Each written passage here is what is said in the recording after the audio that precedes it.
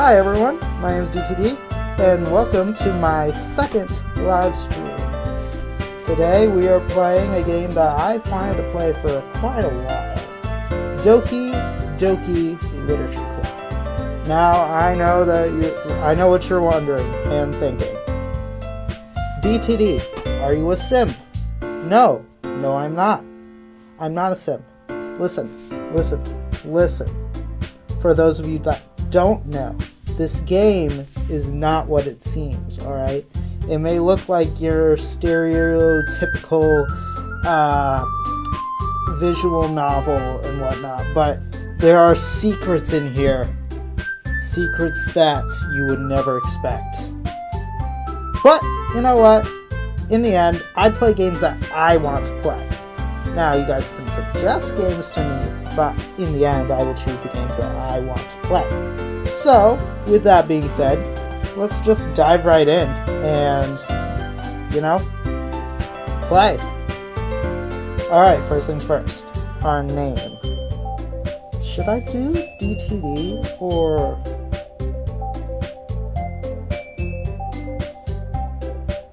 We'll do DTD. Yep, that's our name.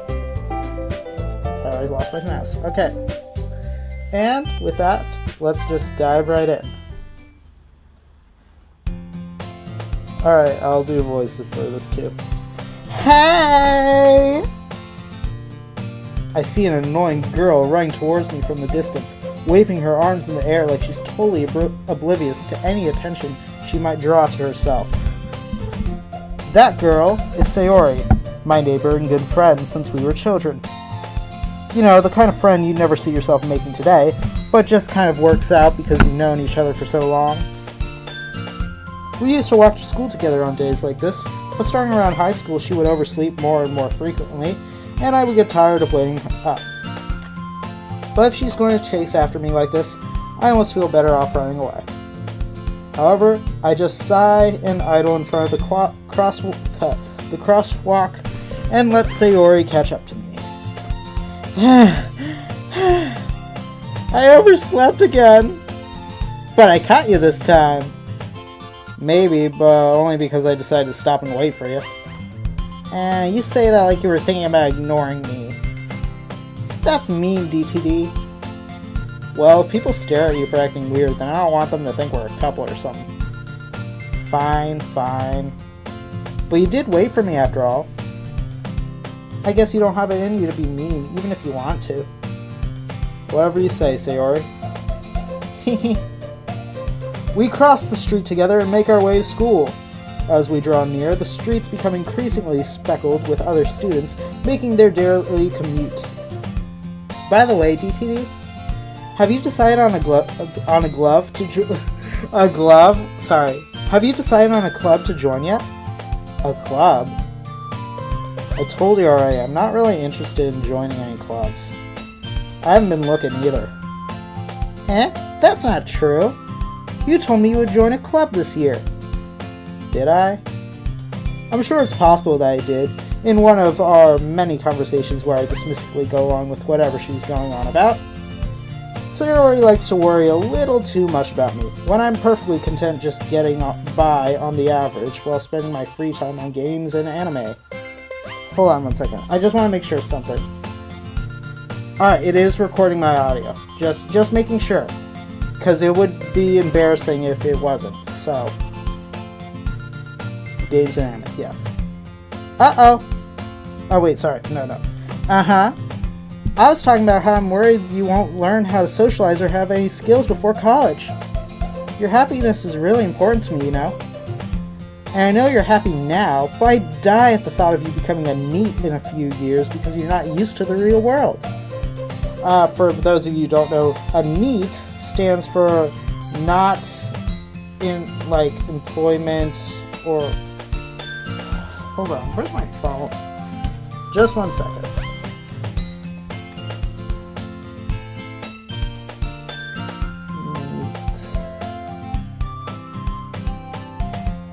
Okay, it stands for not in education, employment, or training, which is not true for any of those. I do have a job, so. You trust me, right? Don't make me keep worrying about you. Alright. I'll look at a few clubs if it makes you happy. No promises, though. Will you at least promise me you'll try a little? Yeah, I guess I'll promise you that. Yay! Why did I let myself get lectured by such a carefree girl? More than that, I'm surprised I even let myself relent to her. I guess seeing her worry so much about me makes me want to ease her mind a little bit, even if she does exaggerate everything inside of her head. The school day is as ordinary as ever, and it's over before I know it. After I pack up my things, I stare blankly at the wall, looking for an ounce of motivation. Clubs. Sayori wants me to check out some clubs. Hold on, let me fix my seat, it won't go anywhere. Sayori wants me to check out some clubs. I guess I have no choice but to start with the anime club. Hello? Sayori? Sayori must have come into the classroom while I was spacing out. I look around and realize I'm the only one left in the classroom. I thought I'd catch you coming out of the classroom, but I saw you just sitting here and spacing out, so I came in. Honestly, you're even worse than me sometimes. I'm impressed. You don't need to wait up for me if it's going to make you late to your own club. Well, I thought you might need some encouragement, so I thought, know what? Well, you could come to my club. Sayori. Yeah? There's no way I'm going to your club. Meanie. Sayori is vice president of the literature club. Not that I was ever aware she had any interest in literature. In fact, I'm 99% sure she only did it because she thought it would be fun to help start a new club. Which, that's a valid reason. Since she was the first one to show interest after the one who proposed the club, she inherited the title Vice President. That said, my interest in literature is guaranteed to be even less. Yeah, I'm going to the anime club. Come on, please. Why do you care so much anyway? Wow. I kinda told the club yesterday I would bring in a new member. And Natsuki made cupcakes and everything. Don't make promises you can't keep. I can't tell if Sayori is really that much of an airhead, or if she's so cunning as to have planned all this out. Probably the second option. I let out a long sigh. Fine. I'll stop by for a cupcake, okay? Yes! Let's go! And thus, today marks the day I sold my soul for a cupcake. Pause right there. This is the very first little bit that suggests to you that this game might not be what it seems. You just gotta... Did I just do... Oh my gosh. I'm sorry. Continue. I dejectedly follow Sayori across the school and upstairs, a section of the school I rarely visit, being generally used for third-year classes and activities. Sayori, full of energy, swings open the classroom door. Everyone, the new member is here. I told you, don't call me a new member. I glance around the room. Hold on, what am I going to do for her voice? Welcome to the Literature Club. It's a pleasure to meet you. Sayori always says nice things about you. Oh, hold on. Voices! I hear voices all the time. Also, she's cute. But besides that, voices. Seriously? You brought a boy? Way to kill the atmosphere. DTD. What a nice surprise. Do you know me? Welcome to the Literature Club. Oh, sorry. Just welcome to the club. Yeah, welcome to the club! Sorry.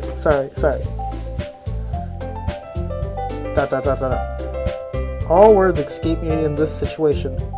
This club is full of incredibly cute girls. Oh, I'm such a simp. Oh. What are you looking at? If you want to say something, say it. Sorry.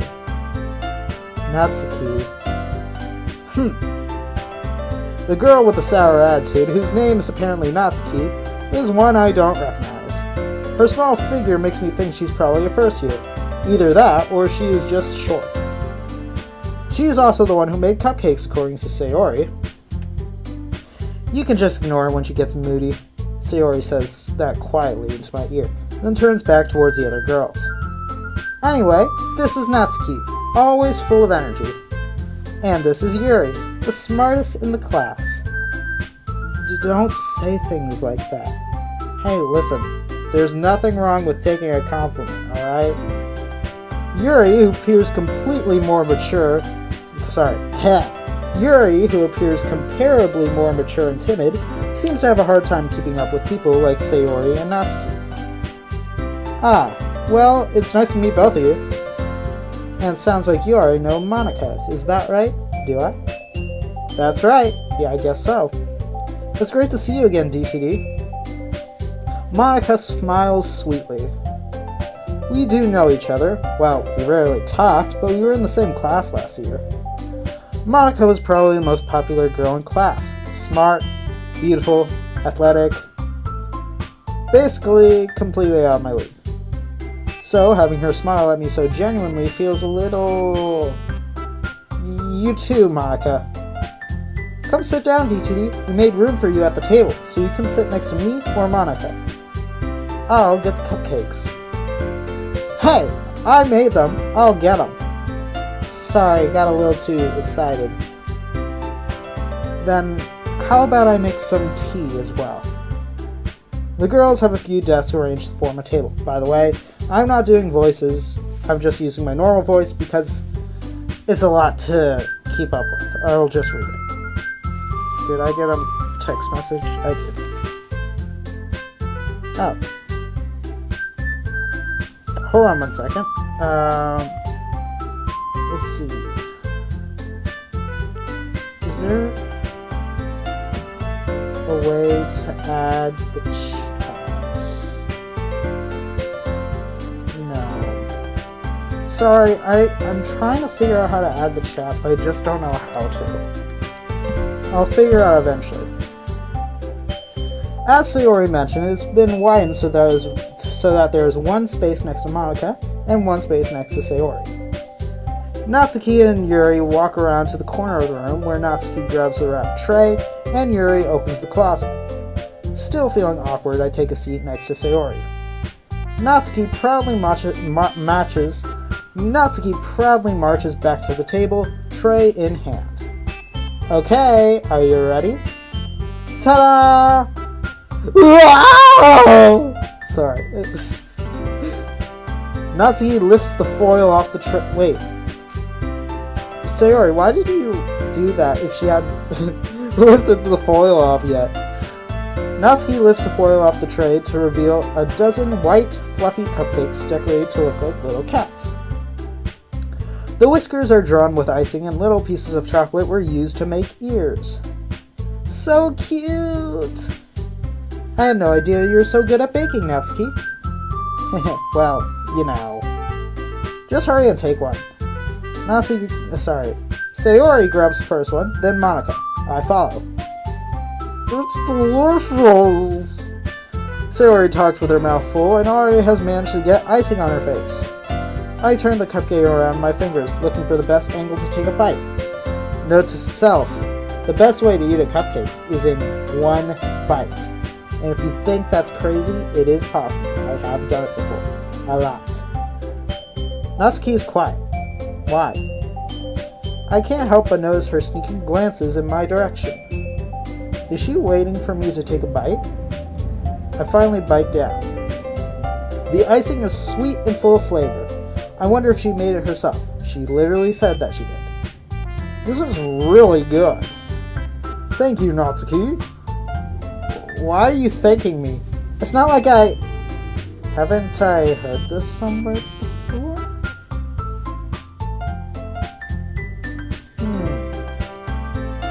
Made them for you or anything. Oh. You're the Sundari character, if I'm pronouncing that. Hold on, it's Sundari? That's how you pronounce it or something. Made him for you or anything. Eh? I thought you technically did. Sayori said, well, maybe, but not for you, you know. Dummy. Alright. I give up on Natsuki's weird logic and dismiss the conversation. Yuri returns to the table, carrying a tea set. She carefully places a teacup in front of each of us before setting down the teapot next to the cupcake tray. You keep a whole tea set in this classroom? Don't worry, the teachers gave us permission. After all, doesn't a hot cup of tea help you enjoy a good book? Give me coffee any day and I will enjoy the book. But, I mean, tea's not bad. I guess. Don't let yourself get intimidated. Yuri's just trying to impress you. That's not... Insulted, Yuri looks away. I meant that, you know... I believe you. Well, tea and reading might not be a pastime for me, but at least I enjoy tea. I'm glad. Yuri faintly smiles to herself in relief. Monica raises an eyebrow, then smiles at me.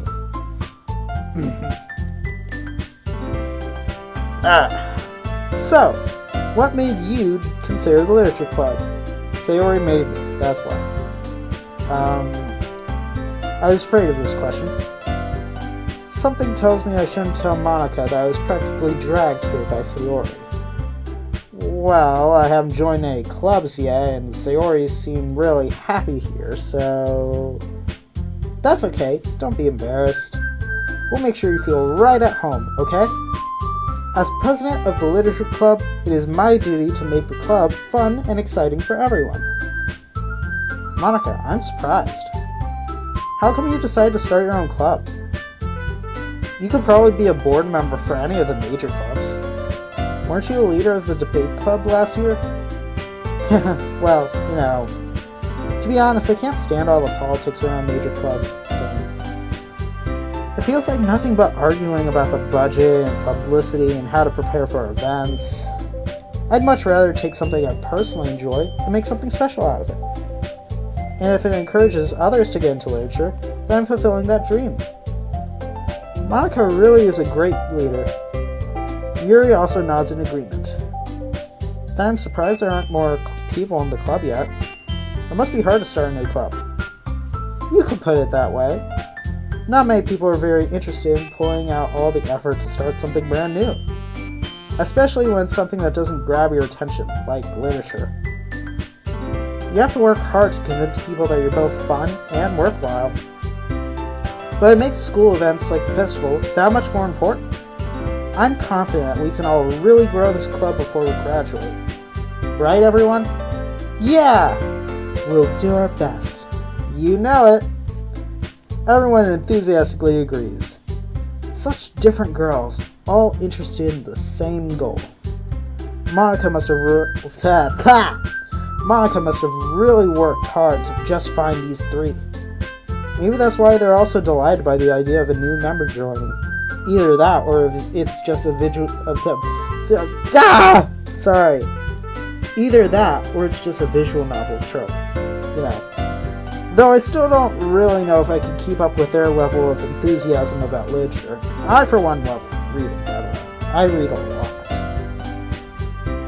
Like, I probably read more than this purple-haired girl, and the pink-haired girl, and the peach-haired girl, and the brown-haired girl, all put together. I read more than that. So, DTD, what kind of things do you like to read? Well, let me list you what I like to read. I like mystery. I like thriller. I like adventure. I like comics. I like manga. I like,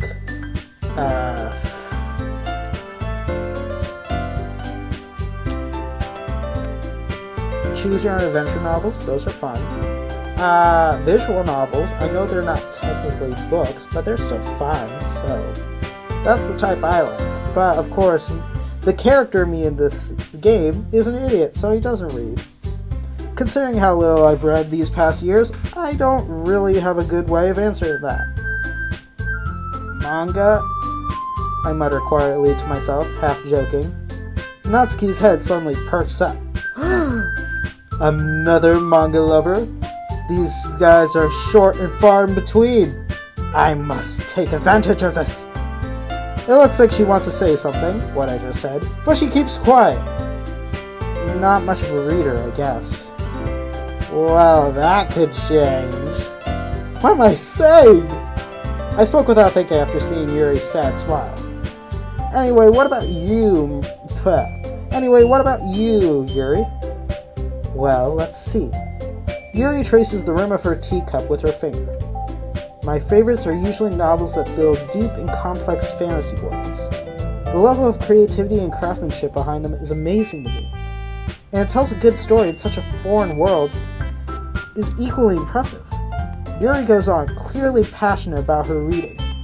She seems so reserved and timid since the moment I walked in, but it's obvious by the way her eyes light up that she finds her comfort in the world of books, not people. But you know, I like a lot of things. Stories with deep psychological elements usually immerse me as well. Hey, I do like that. Isn't that amazing how a writer can so deliberately take advantage of your own lack of imagination to completely throw you for a loop? Okay, hold on.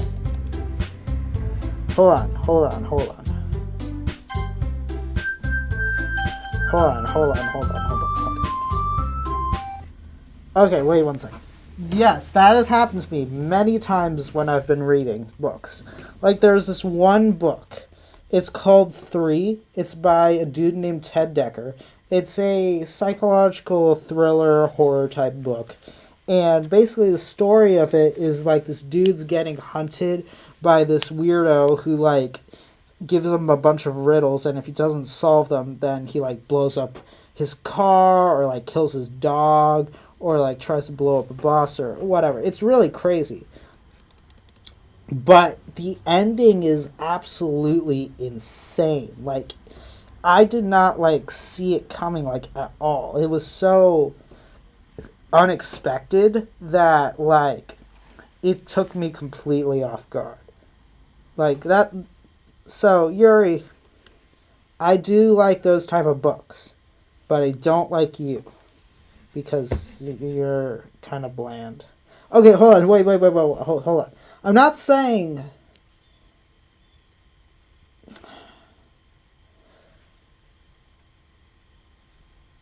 You know what? I'll stop talking.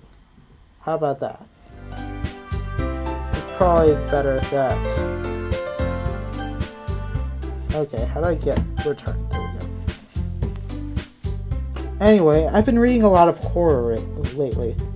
I read a horror book once. I desperately grasped something I can relate to at the minimal level. At this rate, Yuri might as well have... At this rate, Yuri might as well be having a conversation with a rock. Really, I wouldn't have expected that, Yuri. For someone as gentle as you, I guess you could say that. But if a story makes me think, or takes me to another world, then I really can't put it down. Surreal horror is often very successful at changing the way you look at the world, if only for a brief moment. True. I hate horror. Oh, why is that? Well, Natsuki's eyes dart over to me for a split second. Never mind. That's right, you usually like to write about cute things, don't you, Natsuki? What? What gives you that idea? You left a piece of scrap paper behind last club meeting. It looks like you were working on a poem called... Don't say it out loud! Give me that back! Fine. Your cupcakes, your poems... Everything you do is just cute as you are. Yuri slides up behind Natsuki and put her arms around her shoulders. I'm not cute! You say that as your eyes turn into... what? Yeah, with the little fang too. Yeah, you're convincing everyone. Natsuki, you write your own poems? Eh? Well, I guess sometimes. Why do you care? I think that's impressive. Why don't you share them sometime? No. Natsuki averts her eyes. You wouldn't like them. Ah, not a very confident writer yet. I understand how Natsuki feels. Sharing that level of writing takes more than just confidence. The truest form of writing is writing to oneself. You must be willing to open up to your readers, exposing your vulnerabilities and showing even the deepest reaches of your heart. Do you have writing experience too, Yuri? Maybe if you share some of your work, you can set an example and help Natsuki feel comfortable enough to share hers. I guess it's the same for Yuri. I wanted to read everyone's poems. We all sit in silence for a moment. Okay. I have an idea, everyone. Huh? Nai? Natsuki and Yuri look quizzically at Monika. Let's all go home and write a poem of our own. Then next time we meet, we'll all share them with each other. That way, everyone is even. Yeah! Let's do it! Plus, now that we have a new member, I think it will help us get a little more comfortable with each other and strengthen the bond of the club.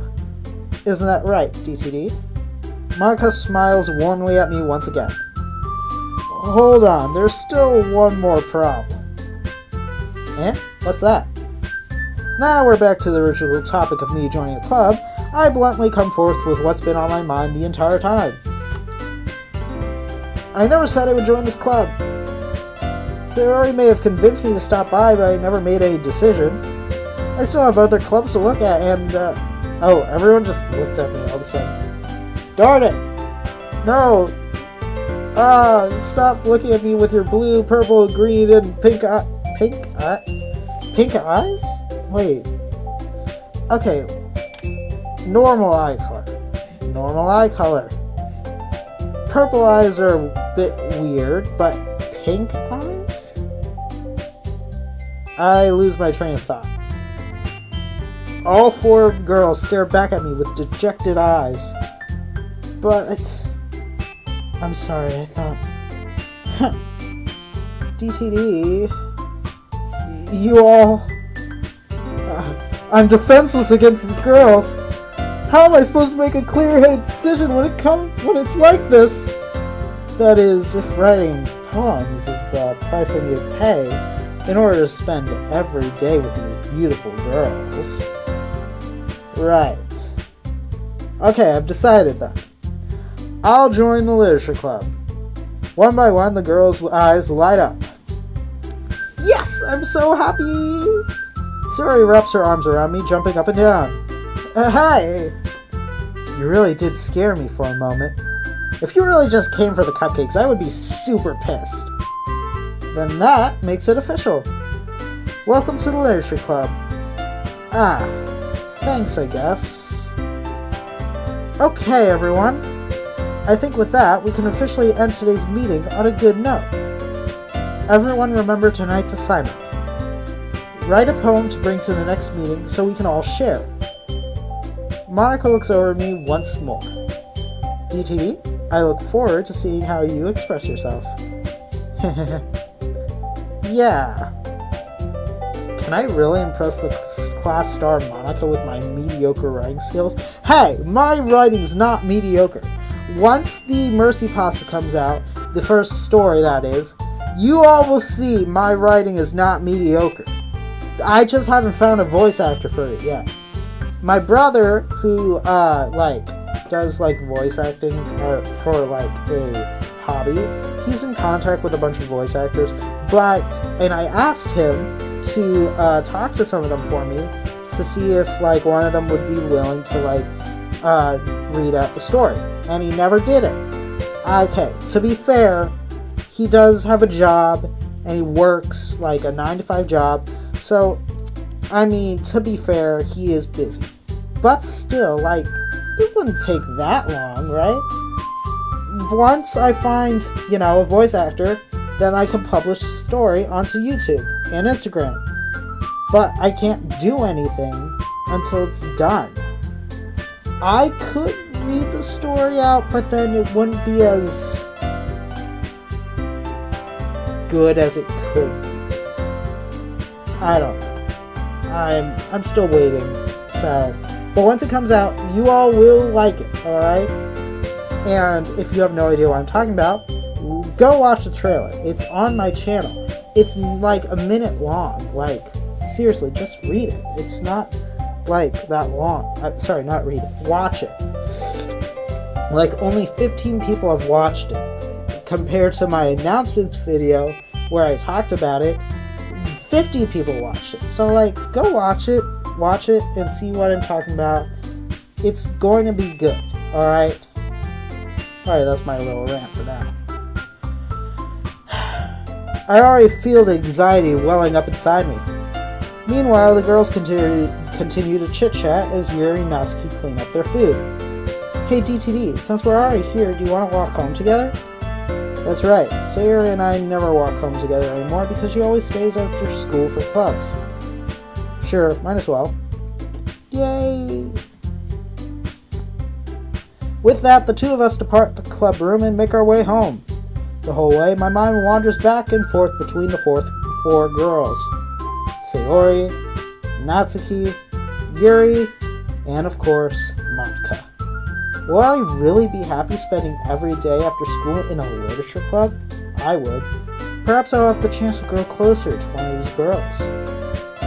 Alright. I'll just need to make the most of my circumstance, and I'm sure good fortune will find me. And I guess that starts with writing a poem tonight. It's time to write a poem. Pick words you think your favorite club member will like. Something good might happen with whoever likes your poem the most. Something good, eh? Okay. Alright. I'm going for Natsuki. Now, the reason why? I like her the best. Sayori is very nice. But she's my childhood friend, and if if this was realistic, I would not, try and rizz up my childhood friend. And Yuri, listen, I'm a very quiet individual myself. However, as I've learned in the past, one quiet person trying to be in a relationship with another quiet person, it's very, it's not impossible. It's completely doable. It's just difficult. As I figured out, a good balance is what you need. So one quiet person, one, energetic person usually make the best pairing. So with that, let's choose Natsuki because I like her the best. And I know a lot of people who actually don't choose her because she's, annoying. But whatever. Alright, let's see. Kitty. Got it. Sticky, his friends. Shopping? Hold on. Shopping. Yes. Okay. Rainbow. Oh, shoot.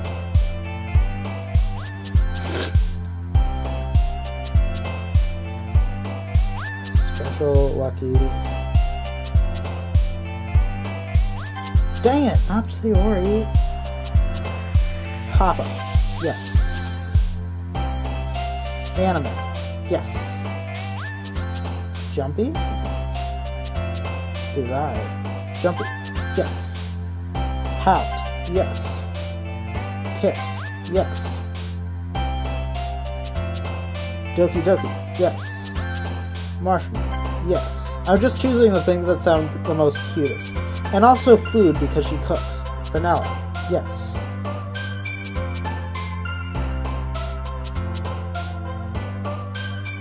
Lollipop. Yes. Silly. Dang it. Fluffy. Yes. Sparkle. Dang it. Sweet. Dang it. Candy. Yes. Strawberry. Yes. Last one. Hot. Yes. Okay, we definitely got her. Hi again, DTD. Glad to see you didn't run away on us. Nah, don't worry. This might be a little strange for me, but at least I keep my word. Well, I'm back at the literature club. I was the last to come in, so everyone else was already hanging out. Thanks for keeping your word, DTD. I hope this isn't too overwhelming of a commitment for you. Making you dive headfirst into literature when you're not accustomed to it. Oh, come on, like he deserves any slack. Sayori told me he didn't even want to join any clubs this year. And last year, too. I don't know if you just plan on coming here and hanging out or whatever, but if you don't take us seriously, then you won't see the end of it. Natsuki, you certainly have a big mouth for someone who keeps her manga collection in the classroom. Natsuki finds herself stuck between saying Monica and manga. Manga is literature. It is. Swiftly defeated, Natsuki plops back into her seat. Don't worry, guys. DTD always gives his best as long as he's having fun. Not always true. He helps me with busy work without me even asking. Like cooking, cleaning my room. Why am I cleaning your room? How dependable. Sorry, that's because your room is so messy it's distracting. And you almost set your house on fire once. Is that so? You two are really good friends, aren't you? I might be a little jealous. How come? You and DTD can become good friends too. Sayori... As usual, Sayori seems oblivious to the weird situation she just put me into. Oh, Yuri even brought you something today, you know? Wait, Sayori? Me? Not really. Don't be shy. It's really nothing. What is it? Never mind. Sayori made it sound like a big deal when it's really not. What do I do? I'm sorry, Yuri, I wasn't thinking. I guess that means it's up to me to rescue this situation. Hey, don't worry about it. First of all, I wasn't expecting anything in the first place. So any nice gesture from you is a pleasant surprise, as long as it's not a decapitated hand. It'll make me happy no matter what, as long as it's not a decapitated hand. Severed hand. Is that so? Yeah, I won't make a big deal of it if you don't want me to. Alright. Well, here. Yuri reaches into her bag and pulls out a book. I didn't want you to feel left out, so I picked out a book that I thought you might enjoy. It's a short read, so it should keep your attention, even if you don't usually read. And we could, discuss it, if you want.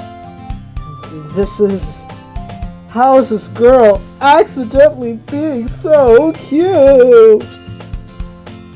She even picked out a book she'd think I'd like, despite me not even reading much. Yuri, thank you. I will definitely read this. I enthusiastically take the book. Phew! Well, you can read it at your own pace. I look forward to hearing what you think. Now that everyone's settled in, I expect Monica to kick off some scheduled activities for the club. But that doesn't seem to be the case. Sayori and Monica are having a cheery conversation in the corner. Yuri's face is already buried in the book. I can't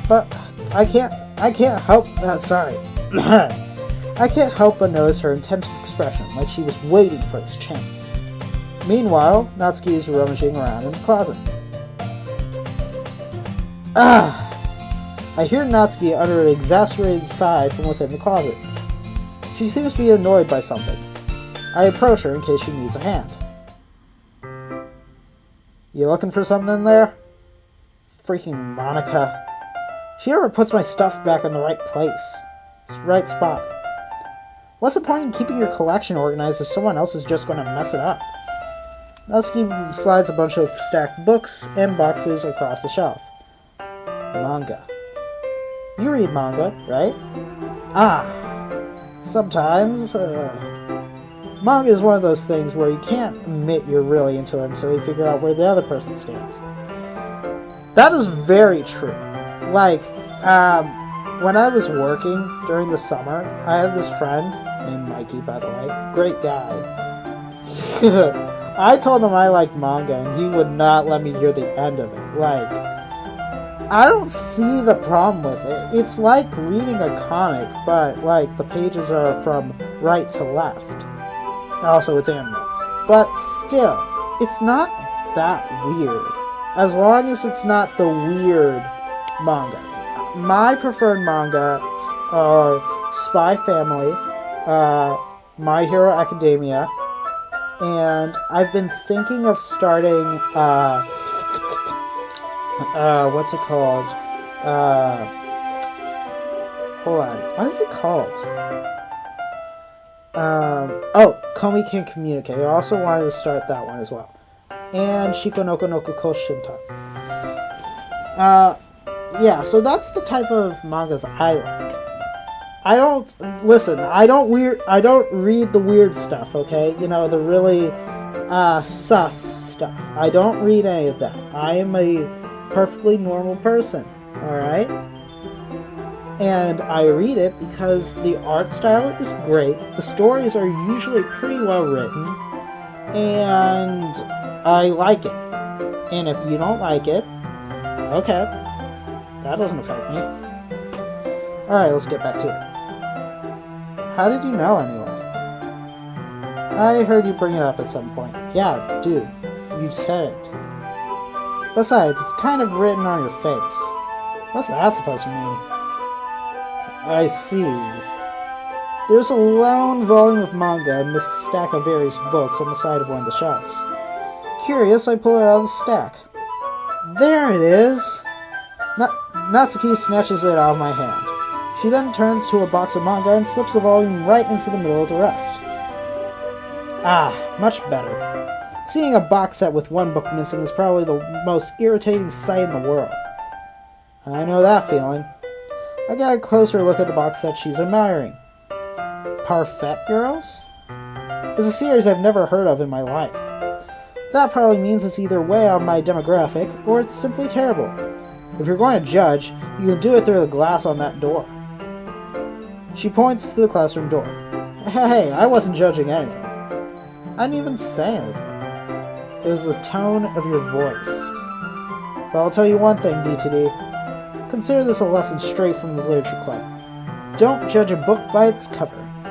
In fact, Natsuki pulls out the first volume of Parfait Girls from the box. I'm going to show you exactly why. She shoves the book right into my hands. Ah. I stare at the cover. It features four girls in colorful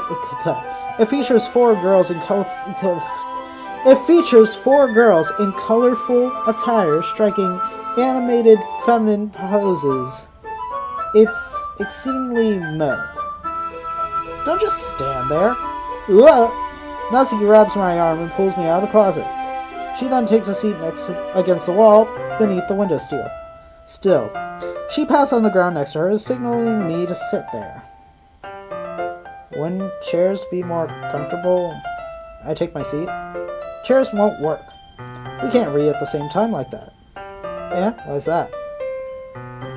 I guess it's easier to come close together like this. Don't say that! You'll make me feel weird about it. Natsuki crosses her arms and scooches an inch away from me. Sorry. I didn't exactly expect to be sitting this close to her either. Not that I can say it's a particularly bad thing. I open the book. It's only a few seconds before Natsuki once again inches closer, reclaiming the additional space while she hopes I won't notice. I can feel her peering over my shoulder, much more eager to begin reading than I am. Whoa, how long has it been since I read the beginning? You don't go back and flip through the older volumes every now and then? Not really. Maybe sometimes after I'm already finished the series. Hey, are you paying attention? I am, but nothing's really happening yet, so I can talk at the same time. It looks like it's about a bunch of friends in high school. Typical slice of life affair. I kind of grew out of these since it's rare for the writing to be entertaining enough to make up for the lack of plot. So, what should I expect from this? Is there going to be plot? Well, obviously. You think I would enjoy something that didn't have a plot? I mean, Well, I guess what you're saying... Wait, sorry. Well, I guess I know what you're saying. A lot of the beginning is about simple things. Like, there's a really funny chapter where they're obsessed with a guy at the ice cream shop. But that just helps you get to know the characters. Besides, it's still entertaining. But later on, there's all kinds of drama. Like when they all get into their backstories and when some of the romance starts to happen. That's really what makes it so good. There's so many touching parts. Ah, is that so? It sounds like you really know what you're talking about. Maybe I underestimated you. Hey, wait. What's that supposed to mean? Natsuki gives me a little shove. I just mean I haven't yet seen you at your full power. Yeah, she's only at 15% of her full power. Huh. Good save. Ah, this chapter seems like it's about baking. This is just a guess, but is there a lot of baking in this manga? Well, Natsuki pauses for a moment, as she doesn't want to admit something. Yeah? Why does that matter? It doesn't. I was just curious. Since you enjoy baking too, right? That's just a coincidence. I just happened to get into baking around the same time I got this manga. Like I would ever get into anything because it's in a manga. I mean, people get into stuff because they see it in other stuff all the time. Like, for example, say you watch a YouTuber play a visual novel game, like a year ago, and then you start getting into watching visual novel games, which then lead you into reading manga, which then leads you into watching anime, and then, I mean, that's never happened to me or anything, but it could happen to somebody, right? I feel bad for anyone that's impressionable. Definitely not a coincidence. I guess that explains Natsuki's interest in baking. Still, of all the hobbies to pick up from a manga, that's definitely one of the better ones. Not to mention she's really good at it, so who am I to judge? Aww. Sorry, it's just this CG is nice. Reread on for a few more minutes. I finished a couple of chapters at this point. Are you sure this isn't boring for you? It's not. Even though you're just watching me read? Well, I'm fine with that. If you say so. I guess it's fun sharing something you like with someone else. I always get excited when I convince any of my friends to pick up a series I enjoy. You know what I mean? Huh? You don't? That's not... Well, I wouldn't really know. What do you mean? Don't you share your manga with your friends? Could you not rub it in? Jeez. Ah, sorry. Like I could ever get my friends to read this. They just think manga is for kids. I can't even bring it up without them being all like, you still haven't grown out of that yet? Makes me want to punch them in the face. Yeah, I know those kinds of people. Honestly, it takes a lot of effort to find friends who don't judge. Much less friends who are also into it. I'm already kind of a loser, so I guess I gravitate towards other losers over time. But it's probably harder for someone like you. Huh. Yeah, that's pretty accurate.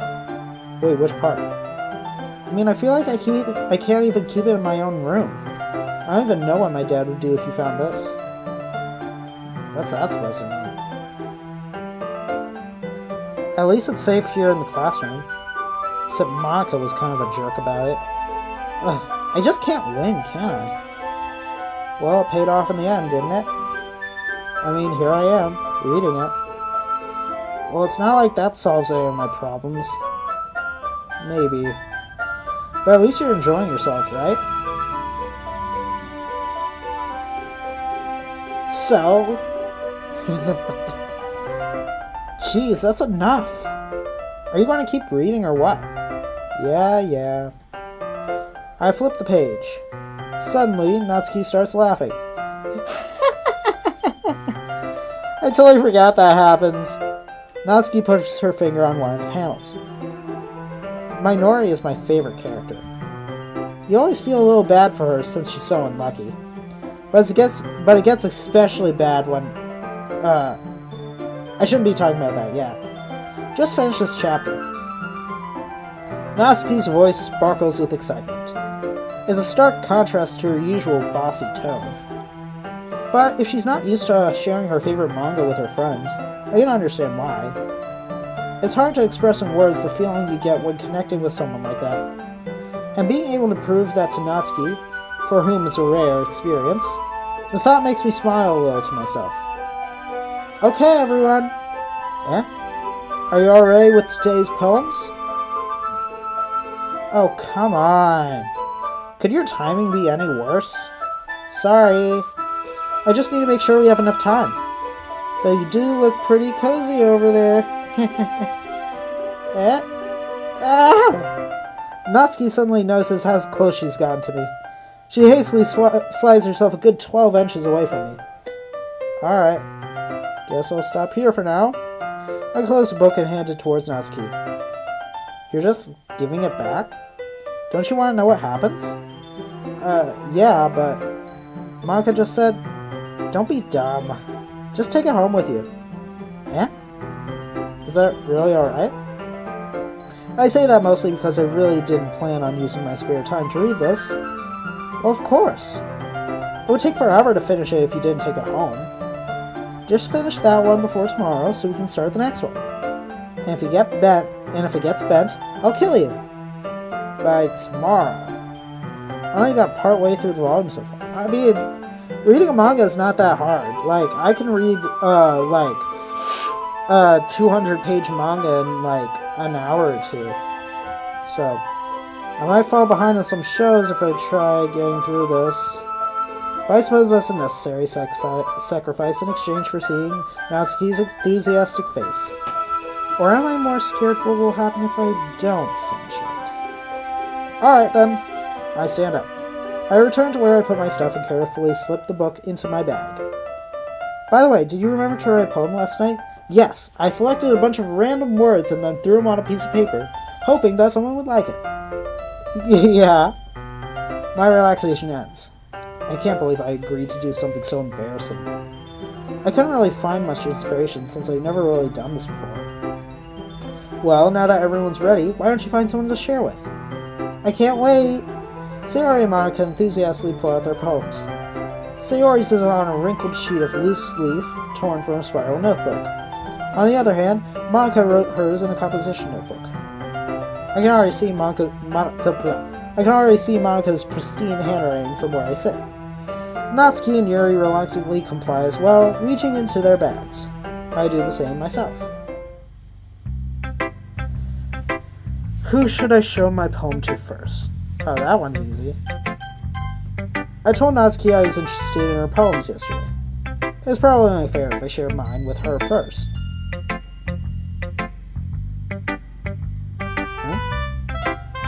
Okay, well, let's start with the things I don't like. First of all,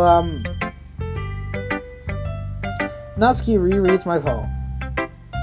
Never mind, I don't feel like giving you my opinion. Then what's the point of sharing in the first place?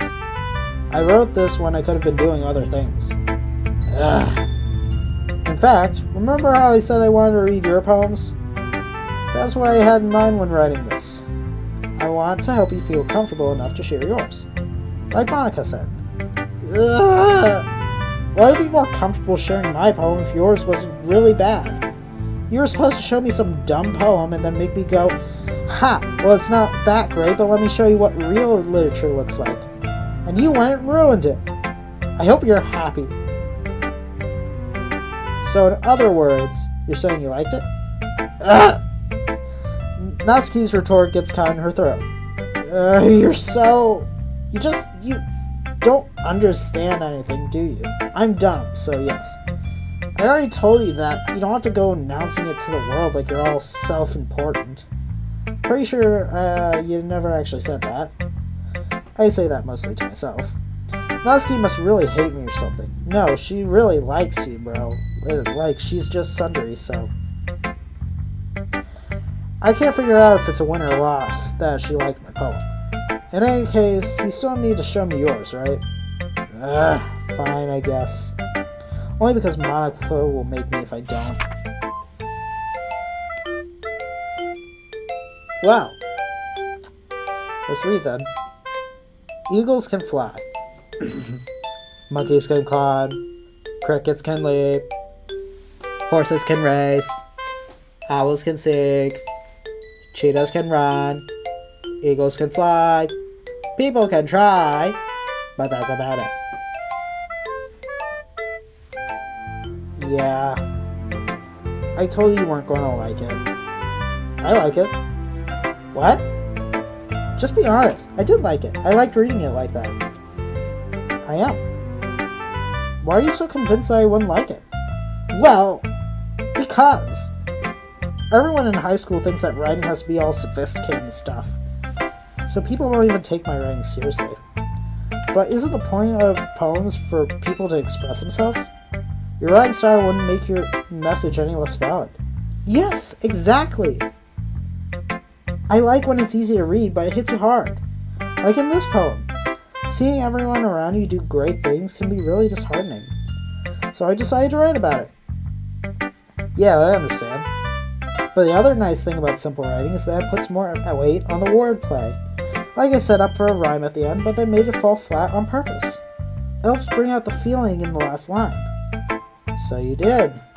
I guess more went into it than I realized. That's what it means to be a pro. I'm glad you learned something. Didn't expect that from the youngest one here, did you? Yeah, I guess not. I decided to humor her with that last comment. I don't really care how old everyone is, but if Natsuki is feeling proud, then I won't take that away from her. Alright, who should I show my poem next? I will go... Monica. Hi, DTD. Having a good time so far? Yeah. Good, glad to hear it. By the way, since you're new and everything, if you ever have any suggestions for the club, like new activities or things we can do better, I'm always listening. Don't be afraid to bring things up, okay? Alright, I'll keep that in mind. Of course I'll be afraid to bring things up. I'm much better off just going with the flow until I'm more settled in.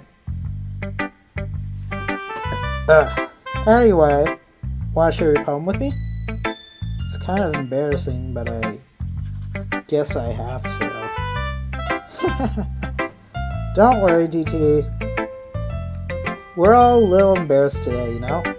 But that's the sort of barrier that we all have to learn to get past soon. Yeah, that's true. I hand Monica my poem. Huh. I like it, DTD. Really? It's a lot cuter than I expected. Oh, jeez. No. It kind of makes me think of something Natsuki would write. And she's a good writer, too. So take that as a compliment. If you say so. Yep. By any chance, have you read anything by Shelf Silverstein? Who's that? Maybe a long time ago. He's famous for telling all kinds of stories in just a few simple words. His poems can be funny, endearing, or even sad, and sometimes they're only a few lines long. They might even feel like they're written for kids, but if you think about them, they can express views of the world that would apply to anyone. I see. So you're saying that Natsuki is kind of like that. Sort of. Maybe she's not an expert, but you probably won't find much filler in her poems. They might be easy to write, but they're super challenging to get the meaning through. So I can see why it would be your kind of poem to explore. I'm sure I'll end up trying different things a lot. It could take a while before I feel comfortable doing this. That's okay. I'd love to see you try new things. That's the best way to find the kind of style that suits you. Everyone else might be a little biased towards their own kind of styles, but I'll always help you find what suits you the most. What time is it? Okay. So don't force yourself to write the way everyone else wants you to write. It's not like you have to worry about impressing them or anything. Rock's meme with the eyebrow playing right now. Anyway, do you want to read my poem now? Don't worry, I'm not very good. You sound pretty confident for someone who claims to not be very good. Well, that's because I have to sound confident. That doesn't mean I always feel that way, you know? I see. Well, let's read it then. Alright. Hole in a Wall.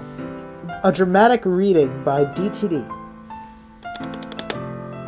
It couldn't have been me. See the direction. It couldn't have been me. See the direction the spackle protrudes. A nosy neighbor, an angry boyfriend. I'll never know. I wasn't home. I peer inside for a clue. No, I can't see. I reel blind, like a film left down the sun. But it's too late. My retina are scorched with a permanent copy of the meaningless image. It's just a hole. It wasn't too bright. It was too deep. Stretched forever into everything. A hole of infinite choices. I realize now that I wasn't looking in. I was looking out. And he, on the other side, was looking in. Whatever the heck that's supposed to mean. So, what do you think? It's very freeform, if that's what you call it. Sorry, I'm not really the right person to ask for feedback. It's okay. Yeah, that kind of style has gotten pretty popular nowadays. That is, a lot of poems have been putting emphasis on the timing between words and lines. When performed out loud, they can be really powerful. What was the inspiration behind this one? Well, I'm not sure how to put it. I guess you could say I had some kind of epiphany recently. It's been influencing my poems a bit. An epiphany. Yeah, something like that. I'm kind of nervous to talk about deep stuff like that, because it's kind of coming on strongly. Maybe after everyone is better friends with each other. Anyway, here's Monica's writing tip of the day. Sometimes when you're writing a poem, or a story, your brain gets too fixated on a specific point. If you try so hard to make it perfect, then you'll never make any progress. Just force yourself to get something down on the paper and tidy it up later. Another way to think about it is this. If you keep your pen in the same spot for too long, you'll just get a big dark puddle of ink. So just move your hand and go with the flow. That's my advice for today. Thanks for listening. Okay, who should I show my poem to next? Say yo. This is a good poem, DTD. Are you sure it's your first time? Yes. Of course. It's not that good. Am I the kind of guy who would be writing poems in his spare time? I guess you're right. But that's why it impresses me. Well, to be honest, I was afraid you wouldn't do it seriously, or that you wouldn't write one at all. I'm really happy you just wrote one. It just reminds me of how you're really part of the club now. Not to mention the fact that I'm standing in front of you in the classroom. Well, of course. Not really into it yet, but it doesn't mean I'll break my promise. See? It's like I said before, DTD. Deep down, you're not selfish at all, you know? Trying new things like this for other people, that's something that only really good people do. Thanks, Sayori. I'm not sure if Sayori sees the full picture of my motive here. Then again, I can't deny that she's part of the reason I joined. Knowing how much this means to her and all. Yeah.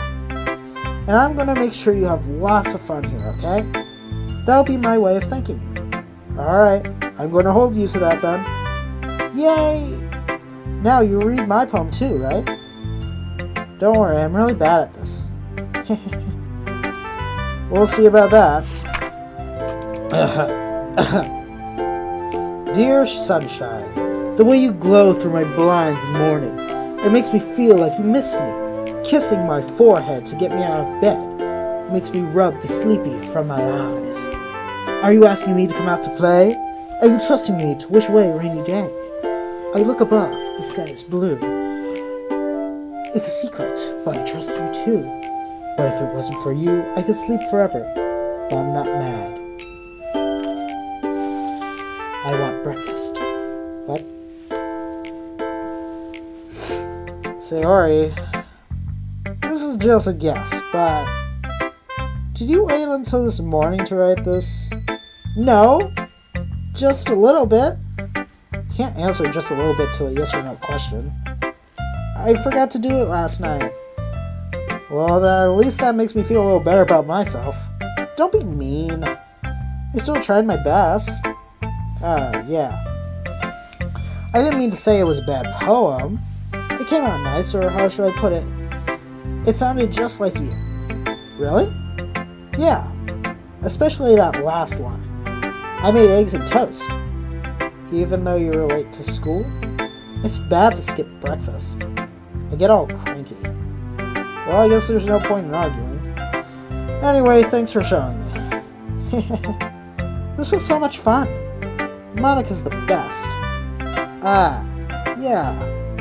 But next time, I won't forget. And I'm going to write the best poem ever. Well, I guess I look forward to it. And that just leaves Yuri. ...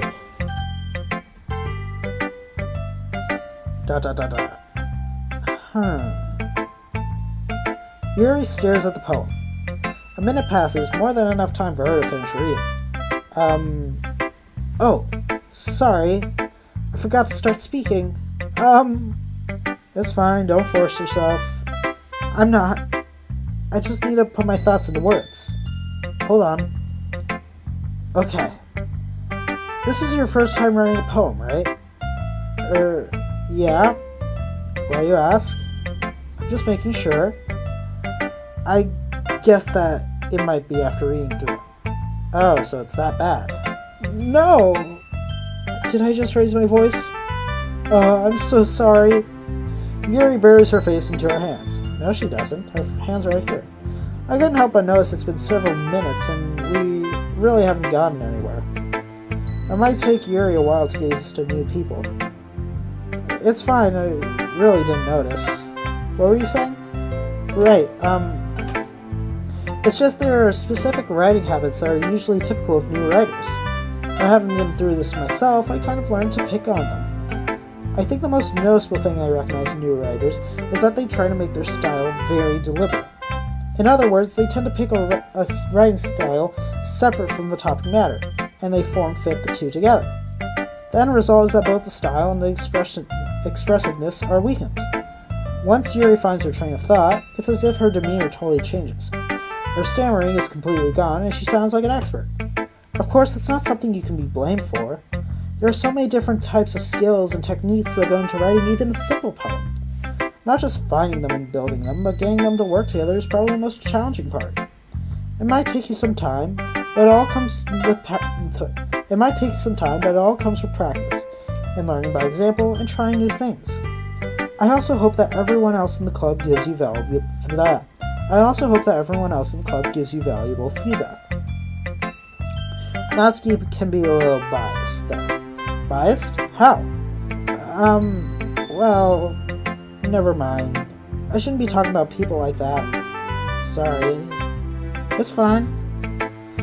I'm not sure if Yuri is apologizing for herself, to me, or to Natsuki. Do you mind if I read your poem now? Please do. I'd love to share my thought process behind it. Yuri smiles dreamily as if that's a rare opportunity for her, which itself is kind of funny. After all, isn't this supposed to be a literature club? Hold on one second. Sorry, I've been talking for quite a bit. More than I usually do, so... Ghost under the light. The tendrils of my hair illuminates between the amber glow, bathing. It must be this one, the last remaining streetlight to have withstood the test of time. The last gets to be replaced by the sickening blue-green hue of the future. I bathe, calm, breathing air of the present, but leaving the past. The light flickers. I flicker back. The heck? What's that supposed to mean? I'm sorry, I have such terrible handwriting. What? Your handwriting is fine. What? I wasn't thinking of that at all. But it took you a long time to read. Ah. Well, I just don't really read script that often. I actually think your handwriting is pretty. Eh? That's a relief. Also, I like the poem. Even though it's short, it was really descriptive. It wasn't too short. I usually write longer poems. Not at all. I'm really glad you liked it. I'll be honest. Since it's our first time sharing, I wanted to write something a little more mild. Something easy to digest, I suppose. Are you into ghosts, Yuri? Actually, the story isn't about a ghost at all, DTD. Really? I must have totally missed the point. Well, I suppose you did only glance over it after all. But remember that poets often express their own thoughts, feelings, and experiences in their work. They usually do more than tell a simple story or paint a picture. In this case, perhaps the subject of the poem is only being symbolically compared to a ghost, lingering in her last remaining place of comfort, unable to let go of her past, and soon to be left with nothing. That's a lot more solemn putting it that way. I haven't even thought of that. That's impressive. It's nothing, really. Well, it makes me happy that you think that. Just remember, it won't be long before you pick up on these things, too. Yeah, maybe you're right. I guess I'll have to keep tracking. Oh, crap. I'm counting on you. Whew! I guess that's everyone. Glance around the room. That was a little more stressful than I anticipated. It's as if everyone is judging me for my mediocre writing abilities. Even if they're just being nice, there's no way my poems can stand up to theirs. This is a literature club, after all. I sigh. I guess that's what I ended up getting myself into. Across the room, Sayori and Monica are happily chatting. My eyes land on Yuri and Natsuki. They gingerly exchange sheets of paper, sharing their respective poems. As they read in tandem, I watch each of their expressions change. Natsuki's eyebrows burrow in frustration. Meanwhile, Yuri smiles sadly. What's with this language? Eh? Did you say something? Oh, it's nothing. Yuri dismissively returns the poem to the desk with one hand. I guess you could say it's fancy. Ah, thanks. Yours is cute. Cute? Did you completely miss the symbolism or something? It's clearly about the feeling of giving up. How can that be cute? I know that. I just meant the language, I guess. I was trying to say something nice. Eh? You mean you have to try that hard to come up with something nice to say? Thanks, but it didn't really come out nice at all. Well, I do have a couple suggestions. If I were looking for suggestions, I would ask someone who actually liked it. Which people did, by the way. Sayori liked it, and DTD did too. So based on that, I'll gladly give you some suggestions of my own. First of all, excuse me. I appreciate the offer, but I spent a long time establishing my writing style. I don't expect it to change anytime soon, unless of course I come across something particularly inspiring. Which I haven't yet. Ugh. And DTD liked my poem too, you know. Oh, I didn't actually. He even told me he was impressed by it. No, I didn't.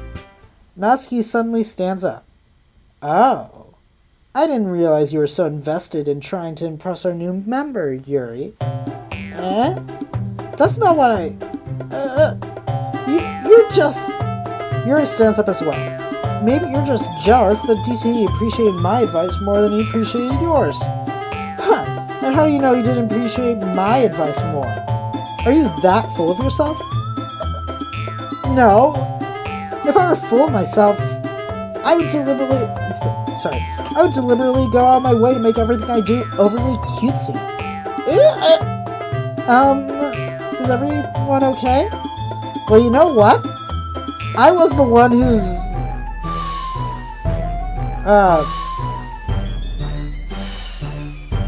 you know, magically grew a size bigger as soon as DTD started showing up.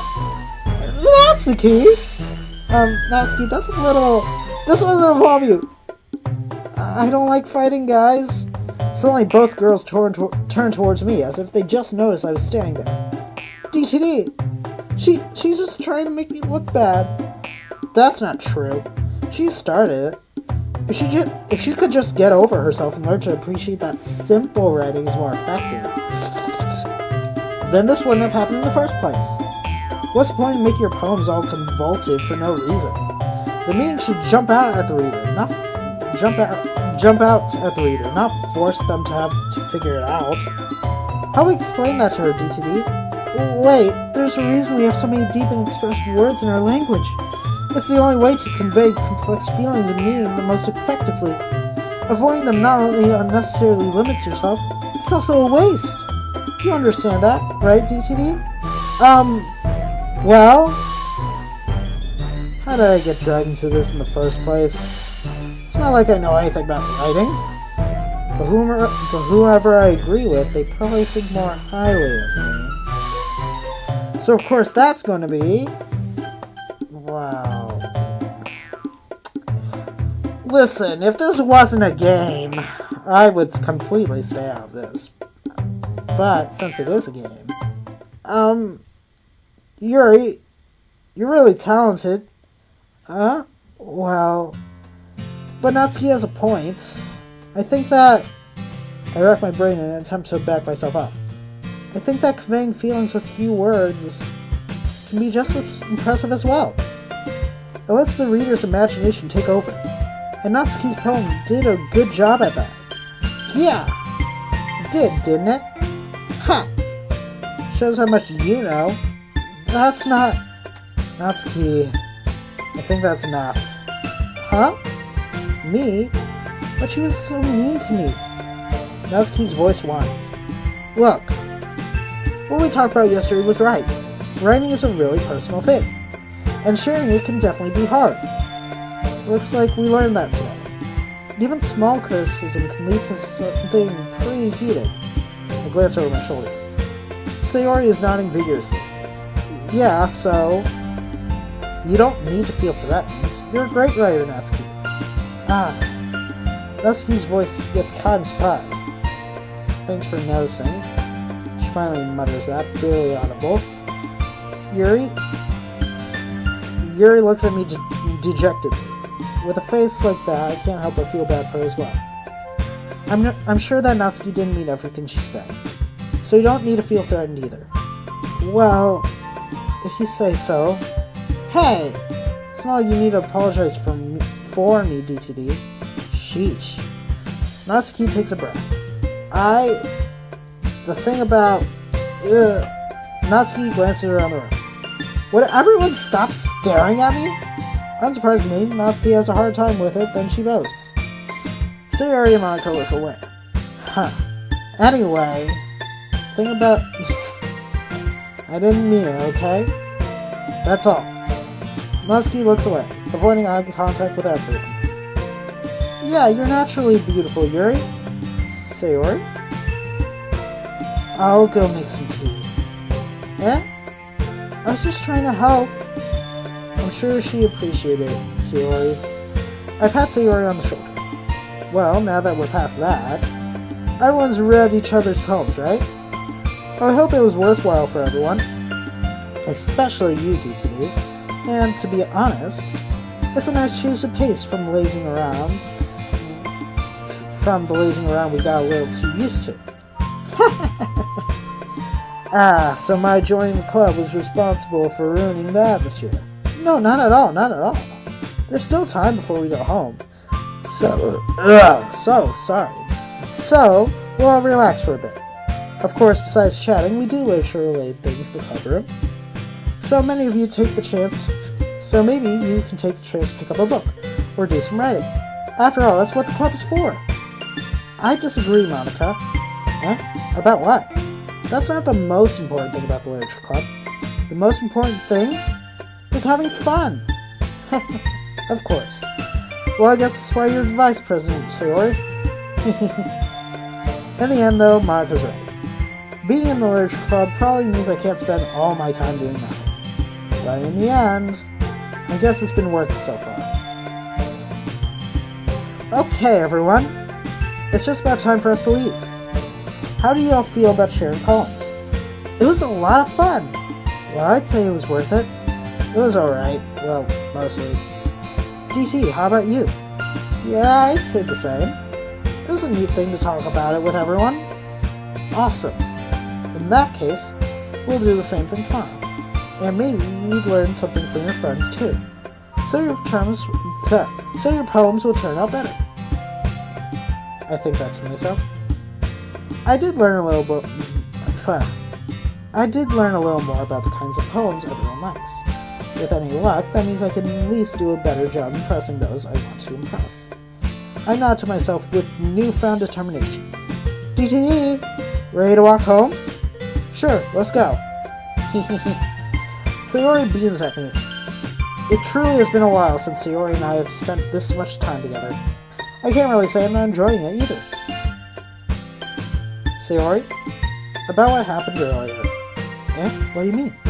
You know, between Yuri and Natsuki? Does that kind of thing happen often? No. That's really the first time I've ever seen them fight like that. I promise they're both wonderful people.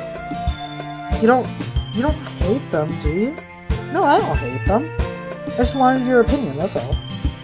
I can see why they'd make good friends with you. Phew! You know, DTD, it's nice that I get to spend time with you in the club.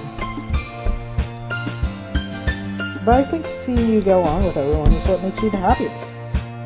And I think everyone really likes you too. That's... Every day is going to be so much fun. It looks like Sayori still hasn't caught on to the kind of situation I'm in. Sure, being friends with everyone is nice, but does it really need to stop there? We'll just have to see what the future holds, Sayori. I pat Sayori on the shoulder. I said that more to myself than to her, but it's easy to use Sayori as an internal monologue sometimes. Okay. Yeah. Let's do this.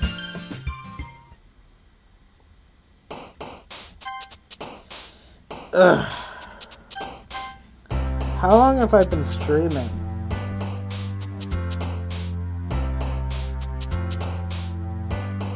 I've been streaming for an hour and a half.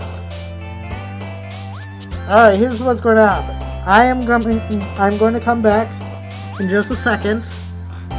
I need to eat lunch first, alright? I'll be back though, alright? You have my word. See you in like, what, 10 minutes? Alright, bye.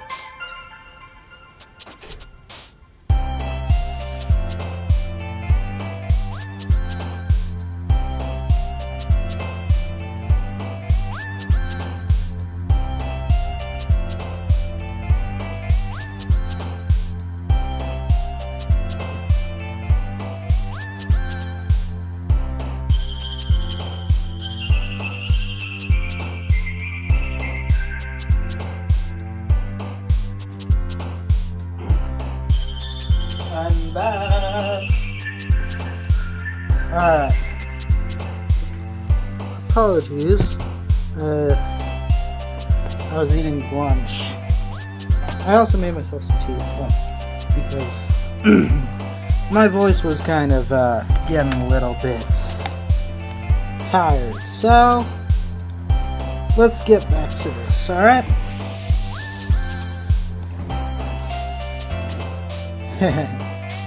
Cheeks.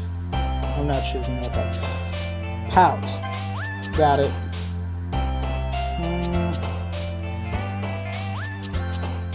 Daydream? Clumsy? Daydream. Dang it! Vanilla.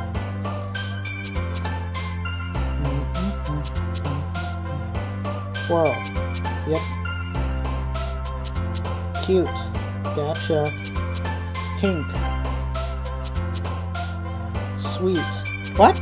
Dang it. Silly. Dang it.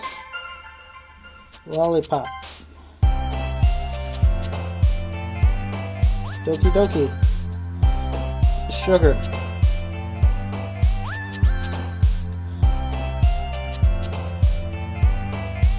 Milk.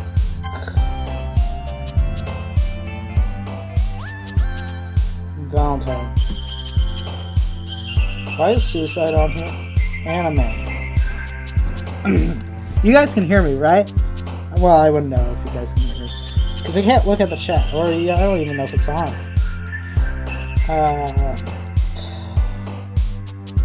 Socks. Play. Dance. Candy. Kawaii. Kitty. Kitty, what are you doing over here? Did I not see you there before? Sorry, Markiplier reference. Chocolate. Yep, we definitely got Natsuki again. Another day passes and it's time for the club meeting already. I've gotten a little more comfortable here over the past couple days. Entering the club room, the usual scene greets me. Hi DTD! Yo, say yo. Looks like you're in a good mood today. I'm just still not used to you being in the club, that's all. I see. That's a pretty simple thing for you to get into a good mood. Well, I guess it's always simple things with you anyway. Speaking of which, I'm kinda hungry. Will you come with me to buy a snack? No thanks. Eh? That's not like you at all. I have my reasons. Why don't we take a look at your purse, Sayori? Eh? Why that? All of a sudden? No reason, really. I just wanted to look at it. Ah. Sayori nervously retrieves her coin purse. She fumbles with the latch and gets it open. Then she turns it upside down and lets its contents spill onto the desk. Only 2 small coins fall out. I knew it. I can see right through you, Sayori. That's not fair. How do you even know? It's simple. If you had enough money in the first place, you would have bought a snack before coming to the classroom. So either you're not hungry and want an excuse to take a walk, or you plan to conveniently forget that you spent all of your money so that I would lend you some. But there's one more thing. You're always hungry. And so, that only leaves the one option. Ah! I give up. Don't make me feel guilty. If you feel guilty, that means you deserve to feel guilty. Yuri suddenly giggles. Eh? I didn't know she was listening in. Her face is in her book, as always. Ah! I wasn't listening or anything. It was just something in my book. Yuri. Tell DTD to let me borrow some money. That's... Don't get me involved like that, Sayori. Besides, you should only buy what you can responsibly afford. And frankly, after pulling a mischievous little stunt like that, your suffering is fair enough retribution. Did I just... Yes, you did. You called her out. I didn't mean that. I got too absorbed in my book. I really like when you speak your mind, Yuri. It doesn't happen much, but it's a fun side of you. There's no way you could think that. You were right, though. I did something bad, and now I have to accept the revolution. Retribution. That! Still, coming from you, Sayori, I guess there's a little devil inside all of us, isn't there? Don't let her fool you. Sayori knows exactly what she's doing. After all, she told you guys she was bringing me to the club before she even told me. But you wouldn't have come if it weren't for the cupcakes. So I had to trick Natsuki into making them. Come on, give me more credit than that, Sayori. Whack. Yeah!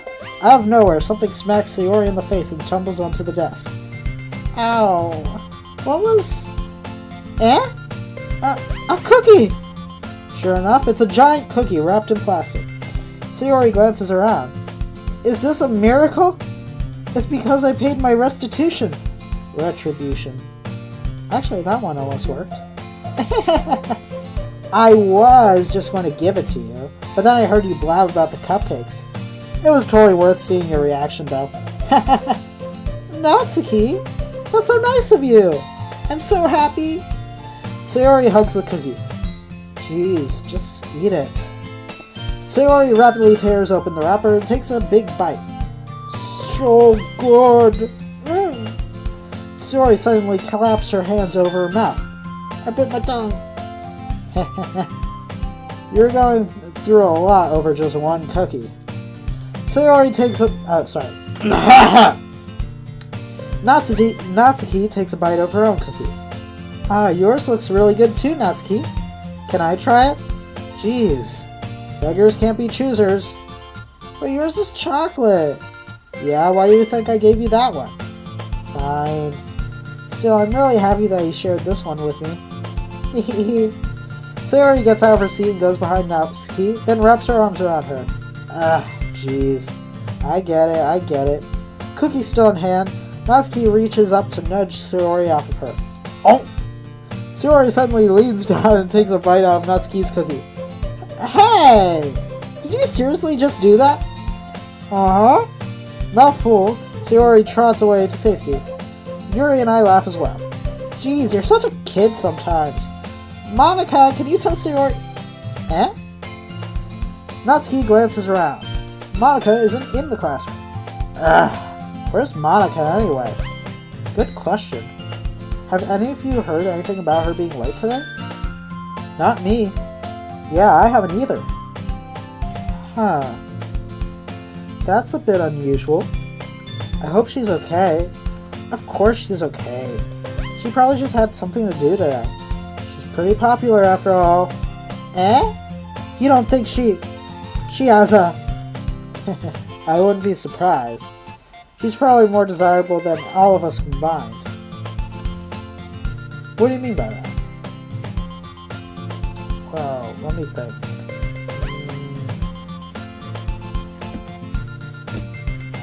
My radar's moving to the left suddenly. Wait, what? My radar of attractiveness. It won't go anywhere else. I'm trying to move it, but it can't. Okay, I'll stop. That's true. Excuse me? Suddenly the door swings open. Sorry, I'm super sorry. Ah, there you are. I didn't mean to be late. I hope you guys weren't worried or anything. Monica chose the club over her boyfriend after all. You're so strong-willed. Boyfriend? What on earth are you talking about? Monica quizzically glances at me. Never mind. What held you up anyway? Well, my last period today was study hall. To be honest, I kind of just lost track of time. That makes no sense, though. You would have heard the bell ring, at least. I must not have heard it since I was practicing piano. Piano? I wasn't aware you played piano as well, Monica. I don't, really. I just kind of started recently. I've always wanted to learn piano. That's so cool! You should play something for us, Monica. Monica looks at me. Maybe once I get a little bit better, I will. Yay! That sounds cool. I'd also look forward to it. Is that so? In that case, I won't let you down, DTD. Maka smiles sweetly. Ah, I didn't mean any pressure or anything like that. Don't worry. I've been practicing a whole lot recently, and I would really love the chance to share once I'm ready. I see. In that case, best of luck. Thanks. So I didn't miss anything, did I? Not really. I choose to leave out Sayori's mischievous escapade. I'm sure Natsuki will end up complaining to her anyway. It looks like everyone has already settled down. Sayori somehow already finished her entire cookie. Yuri is back to her book, and Natsuki disappeared into the closet. Alright. It's not long before Natsuki comes up to me expectantly. Yeah, don't worry, I kept my promise. I pull out the first volume of Parfait Girls from my bag. Natsuki takes it from my hands, then quickly turns it over, presumably to check for wrinkles. Hey, I'm not that careless.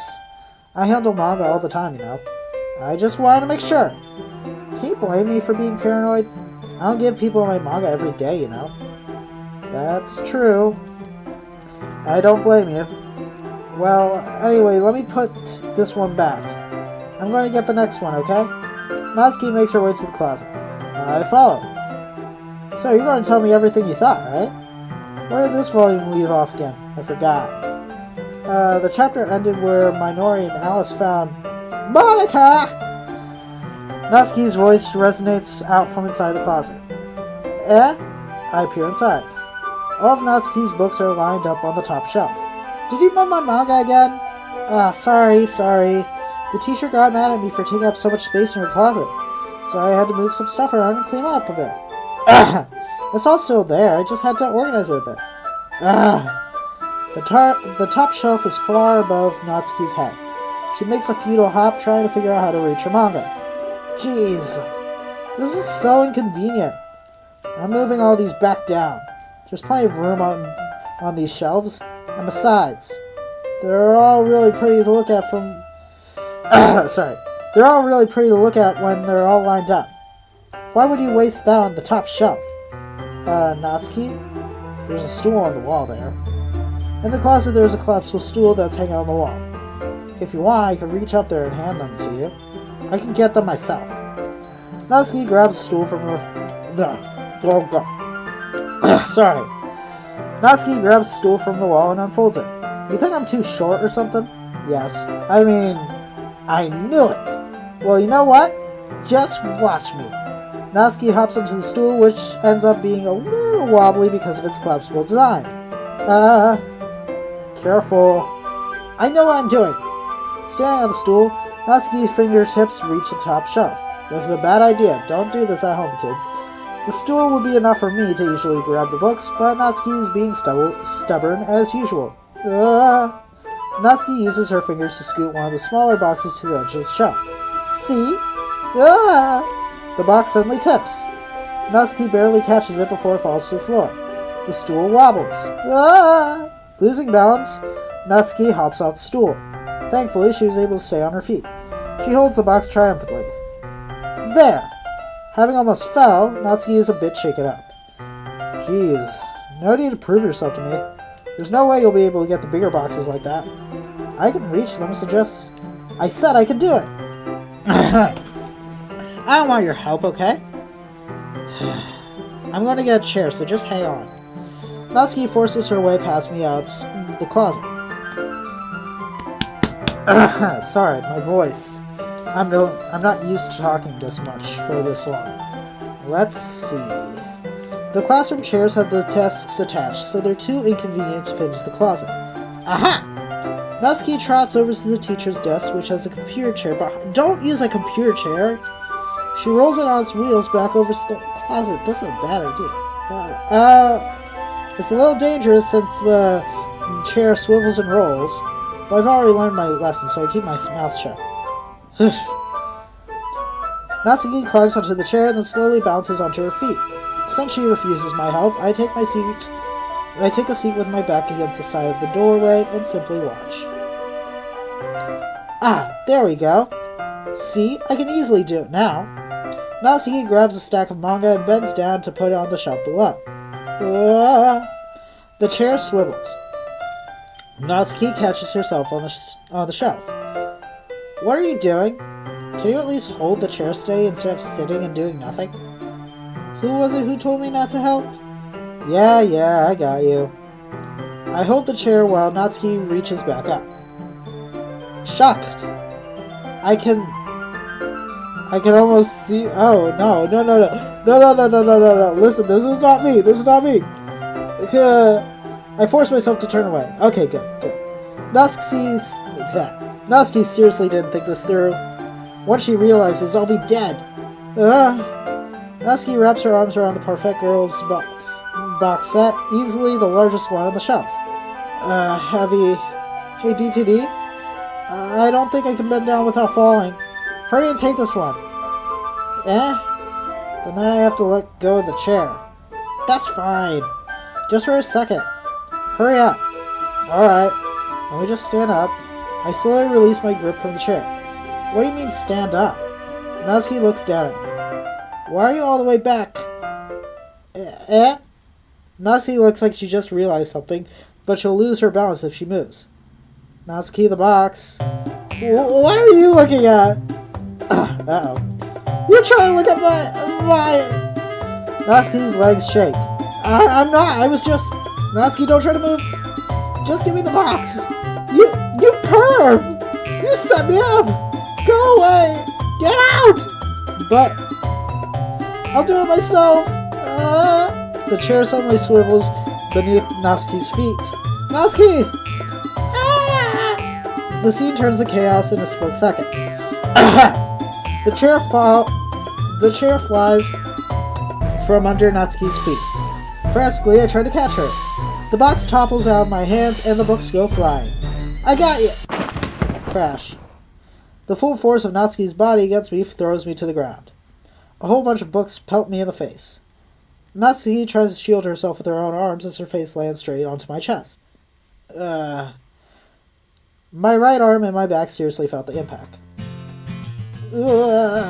Slowly, Natsuki comes to her senses. She presses her arm straight into me to prop herself up. Natsuki seems to realize that it's not the floor that's beneath her. Gross! A fist pounds into my chest. Natsuki then hoists herself to her feet. What were you thinking? You sicko? Everything okay over here? I heard a loud noise. Natsuki suddenly... Sorry.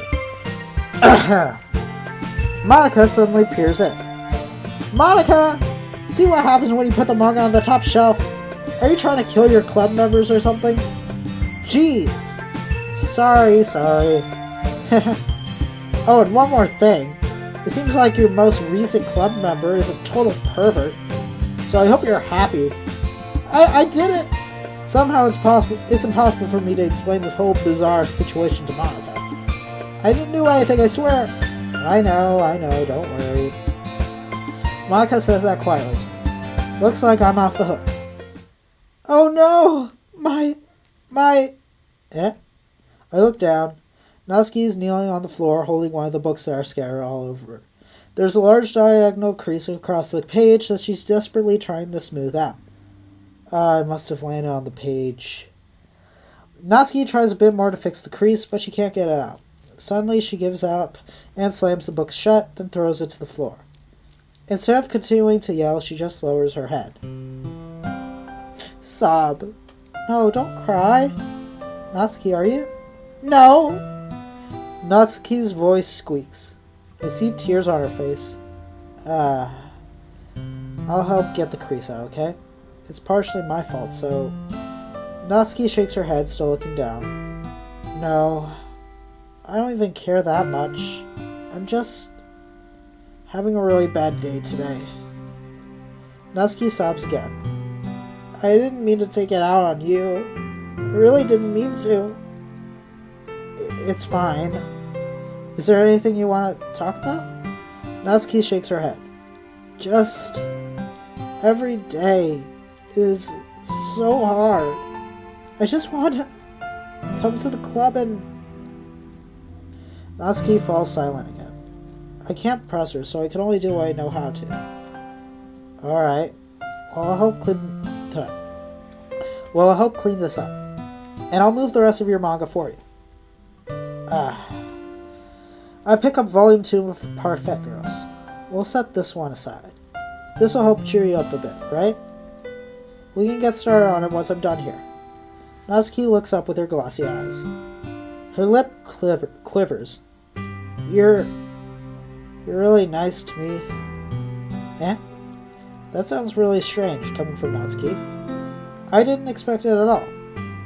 Well, I'm just trying to treat you like a friend, you know? Well, sorry. Natsuki lowers her head and stifles another sob. I'm not just sure what happened to her today, but being nice is the least I could do. The next couple minutes are silent between us as I begin gathering the scattered books. I make sure to slip them into the box in their correct order. After a little bit, Natsuki starts helping. It isn't long before we're done, and I hoist the box onto the shelf where Natsuki wants to put it. Then I get on the stool and quickly finish moving the rest of her books from the top shelf. Alright, that should do it. I hop off the stool. Natsuki averts her gaze. Thanks. It's nothing. Natsuki is holding the volume I set aside in her hands. Alright, I'm ready. Good. Even if you weren't, I'd make you anyway.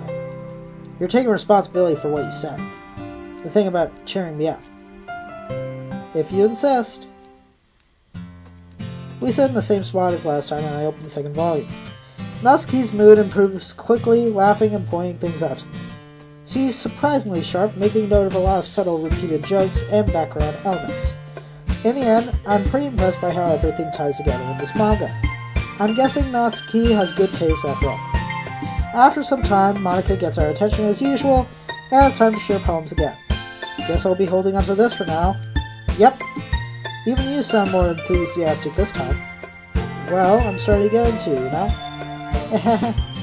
I told you. Yeah. I return to my seat and slip the book into my bag.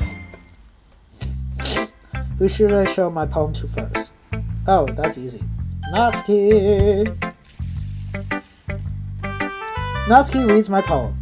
She keeps glancing at me, then back at the poem. By now, she must have read it more than once. Is it that bad? No, it's not. It's good, it's really good, okay? There, I said it. This wasn't supposed to happen at all.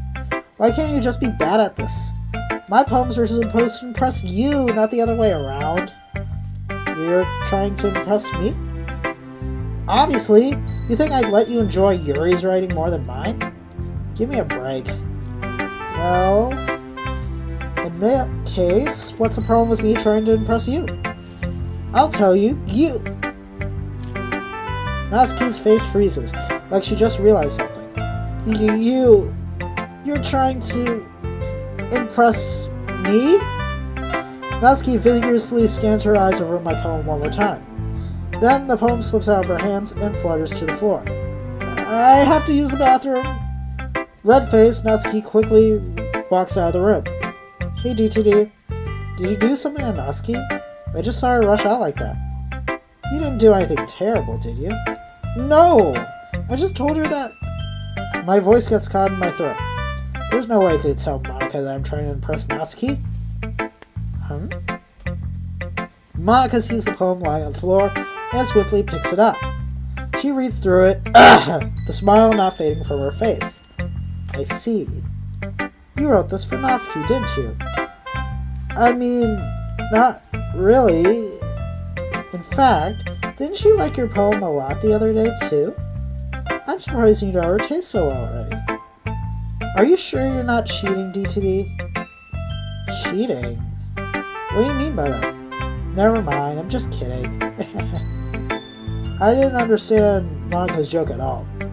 Anyway, how do you think Natsuki feels about you? Oh, you don't need to answer that. It's just something for you to think about. Hey! Natsuki comes up and snatches the poem out of Monica's hands. Neither of us had noticed her re-enter the classroom. Did you read this, Monica? Of course, I liked it. Ugh! You should really stop reading things that aren't for you, you know. You have a bad habit of doing that. Eh? But DTD wrote this poem, and we're supposed to share with everyone, right? Yeah. Natsuki freezes. She apparently forgot that my poem is technically for everyone to read. Okay, well, I think DTD is done sharing this poem with everyone. It's not like anyone will want to read this anyway. In fact, I'm just going to hold on to this. If you insist. What? Why are you looking at me like that? Like what? Never mind. Natsuki? I'll give you the poem, but that's still not very fair to Sayori. She hasn't gotten to read it yet. So what? Well, I guess DTD is right, Natsuki. It's not fair if you don't let everyone finish reading it. Fine. Natsuki returns my poem. It's not like she's going to like it, though. Anyway, read my poem now. And no, I won't let you keep it. This is my only copy. Tea break!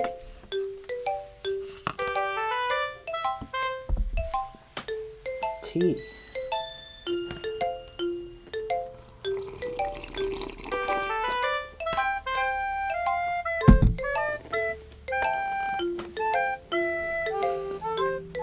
Alright, back to it. Amy, like spiders. You know what I heard about Amy? Amy likes spiders. Icky, wriggly, hairy, ugly spiders. That's why I'm not friends with her. Amy has a cute singing voice. I heard her singing my favorite love song.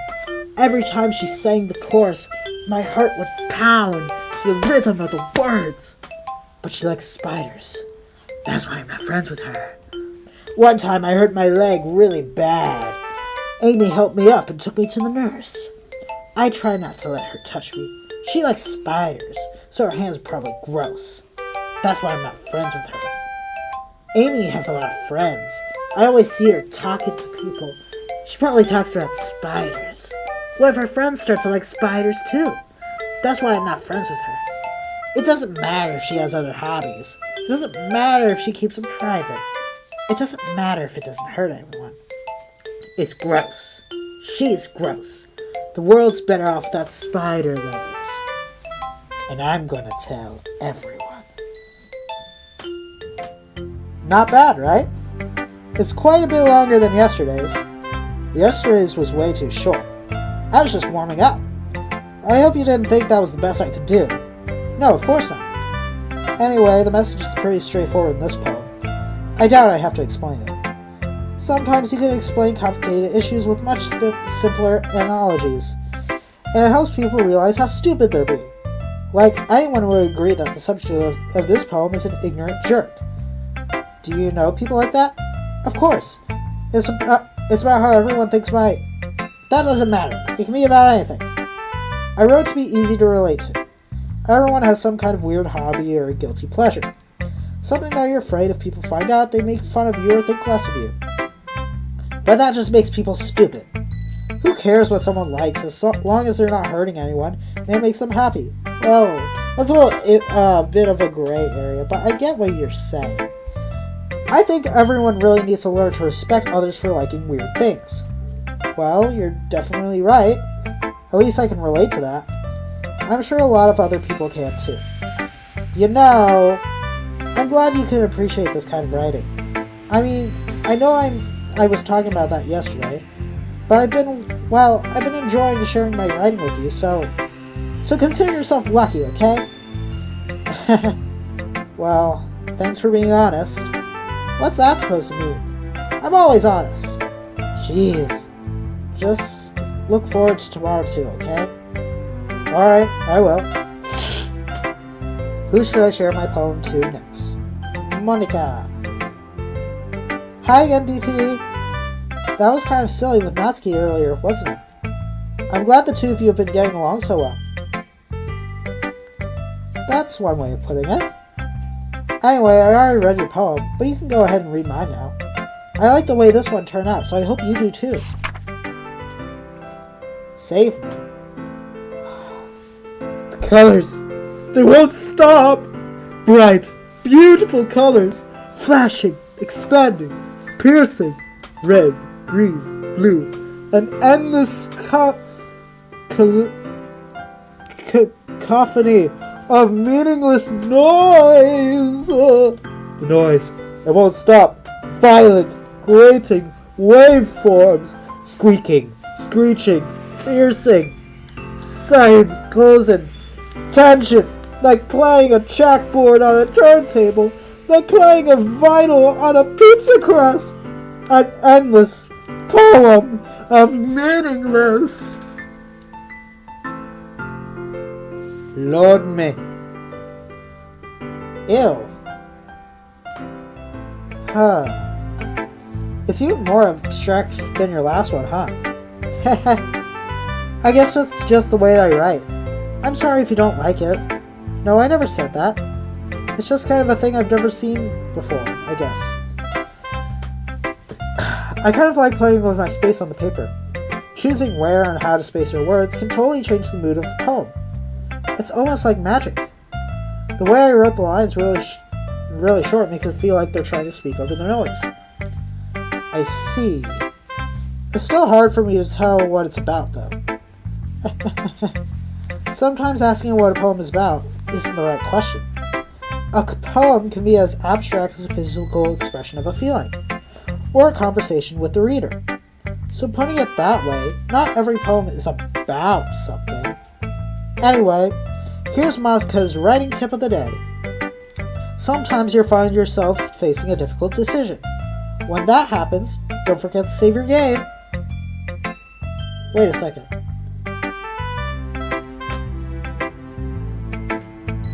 I'll save her. Okay. Alright. That's completely normal. You never know when you might change your mind. Or when something unexpected may happen. Wait, is this tip even about writing? What am I even talking about? That's my advice for today. Thanks for listening. Alright. Say yo-yo. Ooh, I like this one, DTD. It has some nice feelings in it. Ah, I'm glad. Does that mean it's better than yesterday's? Let me think. I don't know. I guess I like them both. That's not very helpful, you know. Well, I'm not very good at figuring out if poems are good or bad. But that's why I just go by my heart. If it makes me feel things, then it must be a good poem. I'm not sure that's exactly how it works. Then again, I guess conveying feelings is a pretty important part of this whole thing. Yeah, maybe. Honestly, I don't even know what kind of writing you like in the first place. Yeah, me neither. Ugh. Why don't you at least try giving it some thought? Aw, you want to write something for me? That's so sweet. Yeah, right. But you're always thinking about other people. You need to think about yourself once in a while. If you don't, you might end up getting hurt at some point. Eh? Well, I don't really know what you mean, but I'll try to keep that in mind. Well, whatever. Anyway, let's see. I guess I like happy poems. Wait, sometimes I like sad poems too. Sometimes a bit of both. There's a word for that, right? What's the word I'm looking for? Bittersweet.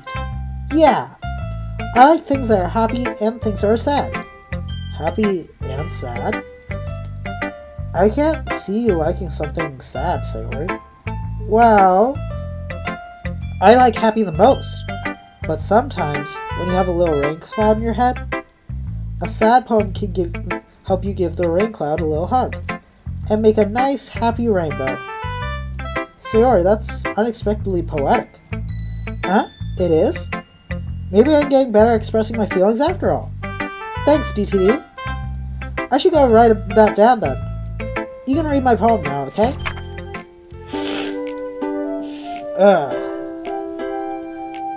Bottles. I pop off my scalp like the lid of a cookie jar. It's a secret place where I keep all my dreams. Little balls of sunshine, all rubbing together like a bundle of kittens. I reach inside with my thumb and my forefinger and pluck one out. It's warm and tingly, but there's no time to waste. I put it in a bottle to keep it safe, and I put the bottle on a shelf with all the other bubbles. Happy thoughts, happy thoughts, happy thoughts, in bottles all in a row.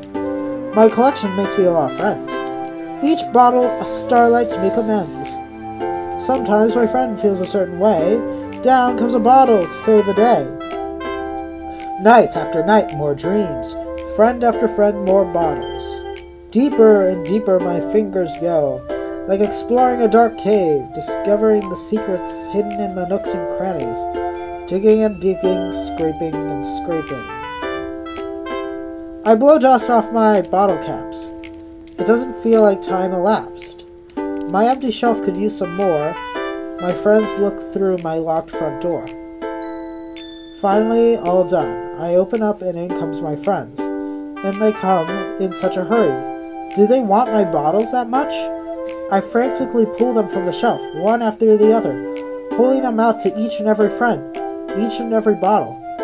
But every time I let one go, it shatters against the tile between my feet. Happy thoughts, happy thoughts, happy thoughts, and shards all over the floor. They were supposed to be for my friends who aren't smiling. They're all shouting, pleading, something. But all I hear is echo, echo, echo, echo, echo inside my head. This poem's a little bit concerning. Yeah. Holy crap! Sarah, did you really write this? Of course I did! Didn't I tell you yesterday I was going to write the best poem ever? Yeah, but... I mean, I didn't expect something like this coming from you. Monica taught me a whole lot. And I've been really in touch with my feelings recently. I see that. It's almost kind of creepy. Creepy? Well, not exactly. Maybe because I'm so used to you being cheerful. Well, never mind. I'm thinking too hard about it. The point is, it came out good. So you should be proud of it. Aw, thanks. I feel like I was meant to express myself this way. It even helps me understand my own feelings a little bit better. Writing is like magic. You've gotten pretty passionate about this, huh? I hope you keep it up. Yeah! Writing is the best. I'm going to keep writing until I die. Okay? Don't get ahead of yourself. Sayori's always had a habit of getting obsessed with something before dropping it no more than a week later. I wonder if this is one of those times. But seeing the passion in your eyes makes it hard for me to be pessimistic. I'll try to show my poems next. Just a second. Hold on. You know it.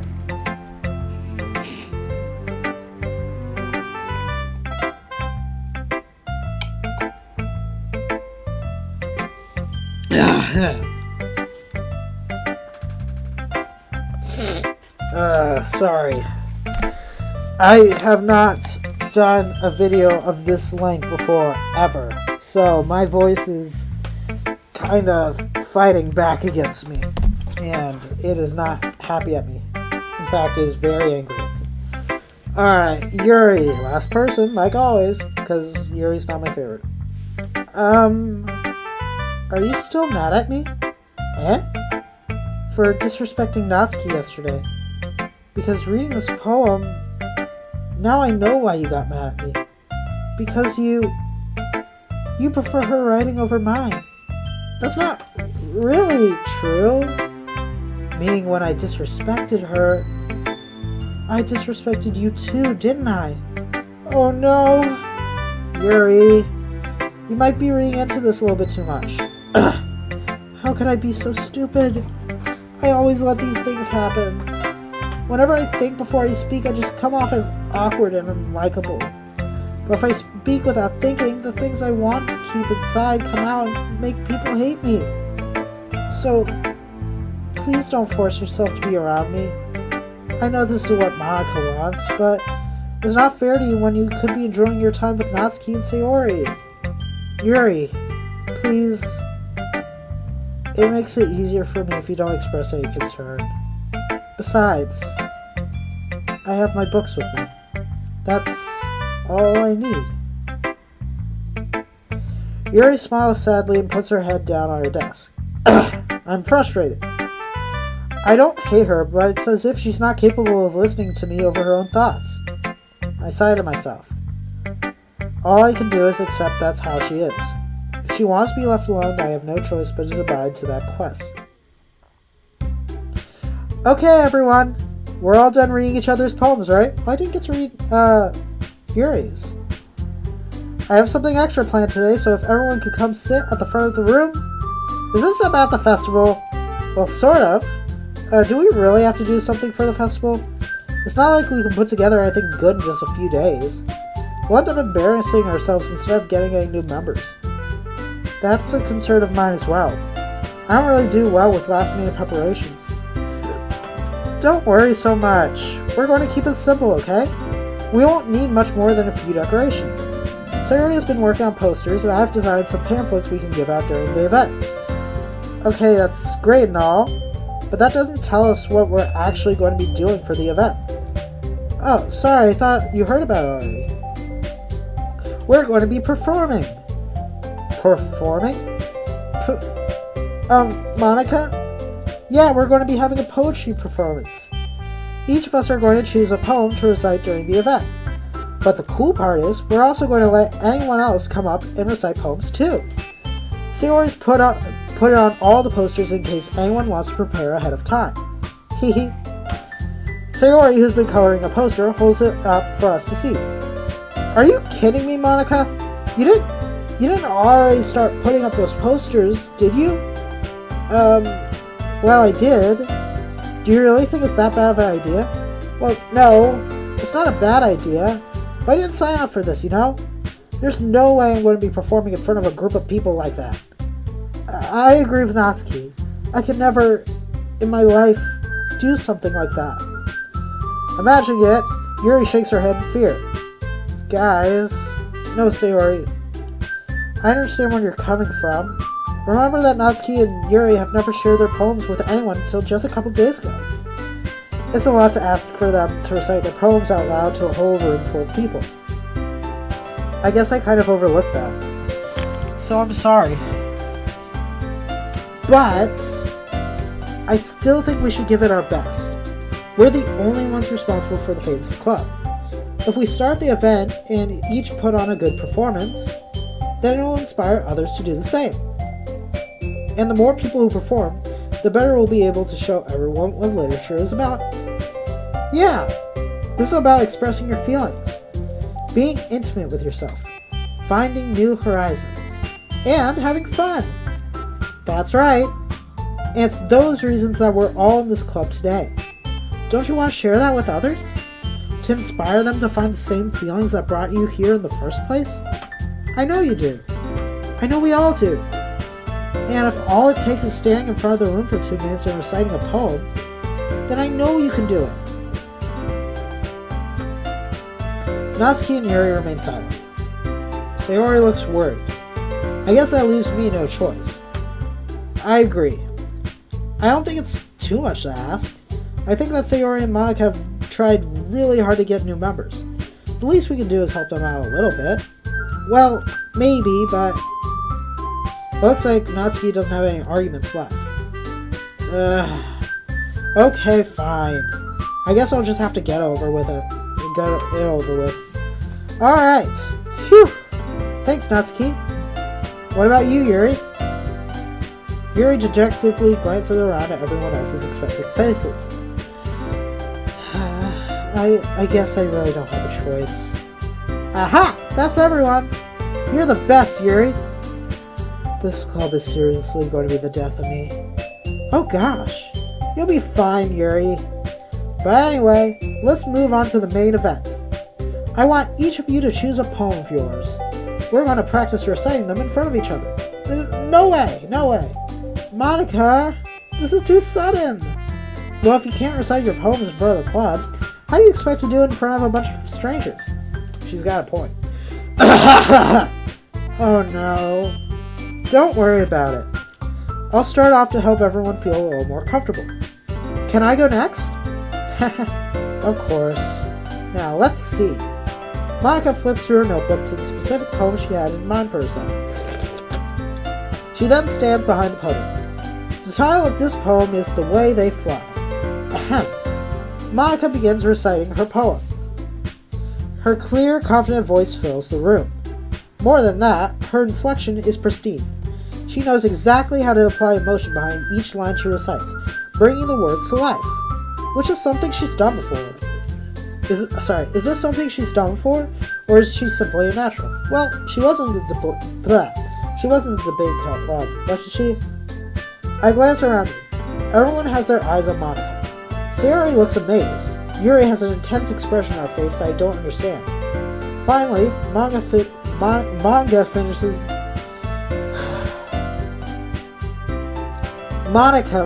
the recitation. The four of us applaud. Monica takes a breath and smiles.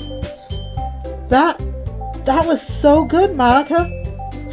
Thank you so much. I was just hoping to set a good example. Are you ready to go next, Sayori? I'll go next. Whoa! Yuri's fired up all of a sudden. Yuri clutches a sheet of paper between her hands and stands up. Keeping her head down, she walks quickly over to the podium. This poem is called...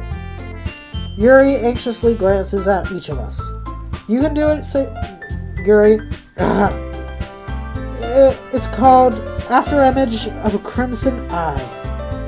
Yuri's voice shakes as she starts reading the poem.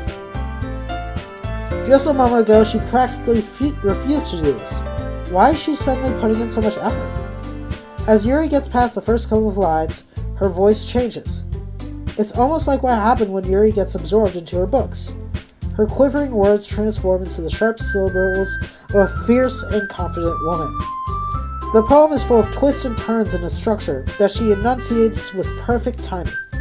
This must be a rare glimpse into the whirling fire Yuri keeps concealed inside her head. Suddenly, she's finished. Everyone is stunned. Yuri snaps back into reality and glances around her as if she bewildered even herself. It's up to me to save the situation. I'm the first to start applauding. Everyone joins me afterwards and we give Yuri the recognition she deserves. It's not that we didn't want to applaud for her, but we were so caught off guard that we must have forgotten. As we applaud, Yuri holds the poem to her chest and rushes back into her seat. Yuri, that was really good. Thank you for sharing. Looks like Yuri's down for the count. Okay, I guess I'm next then. Sayori hops out of her chair and walks cheerfully to the podium. This one's called My Meadow. Sorry, I giggled. Sayori, it's a lot harder than I thought. How do you guys do it so easily? Try not to think of it like you're reciting to other people. Imagine you're reciting it to yourself, like in front of a mirror or your own head. It's your poem, so it'll come out the best that way. I see. Okay, then. Sayori begins her poem. Somehow, it feels like her soft voice was made as a perfect match. The poem isn't aimlessly cheery like Sayori's. It's serene and bittersweet.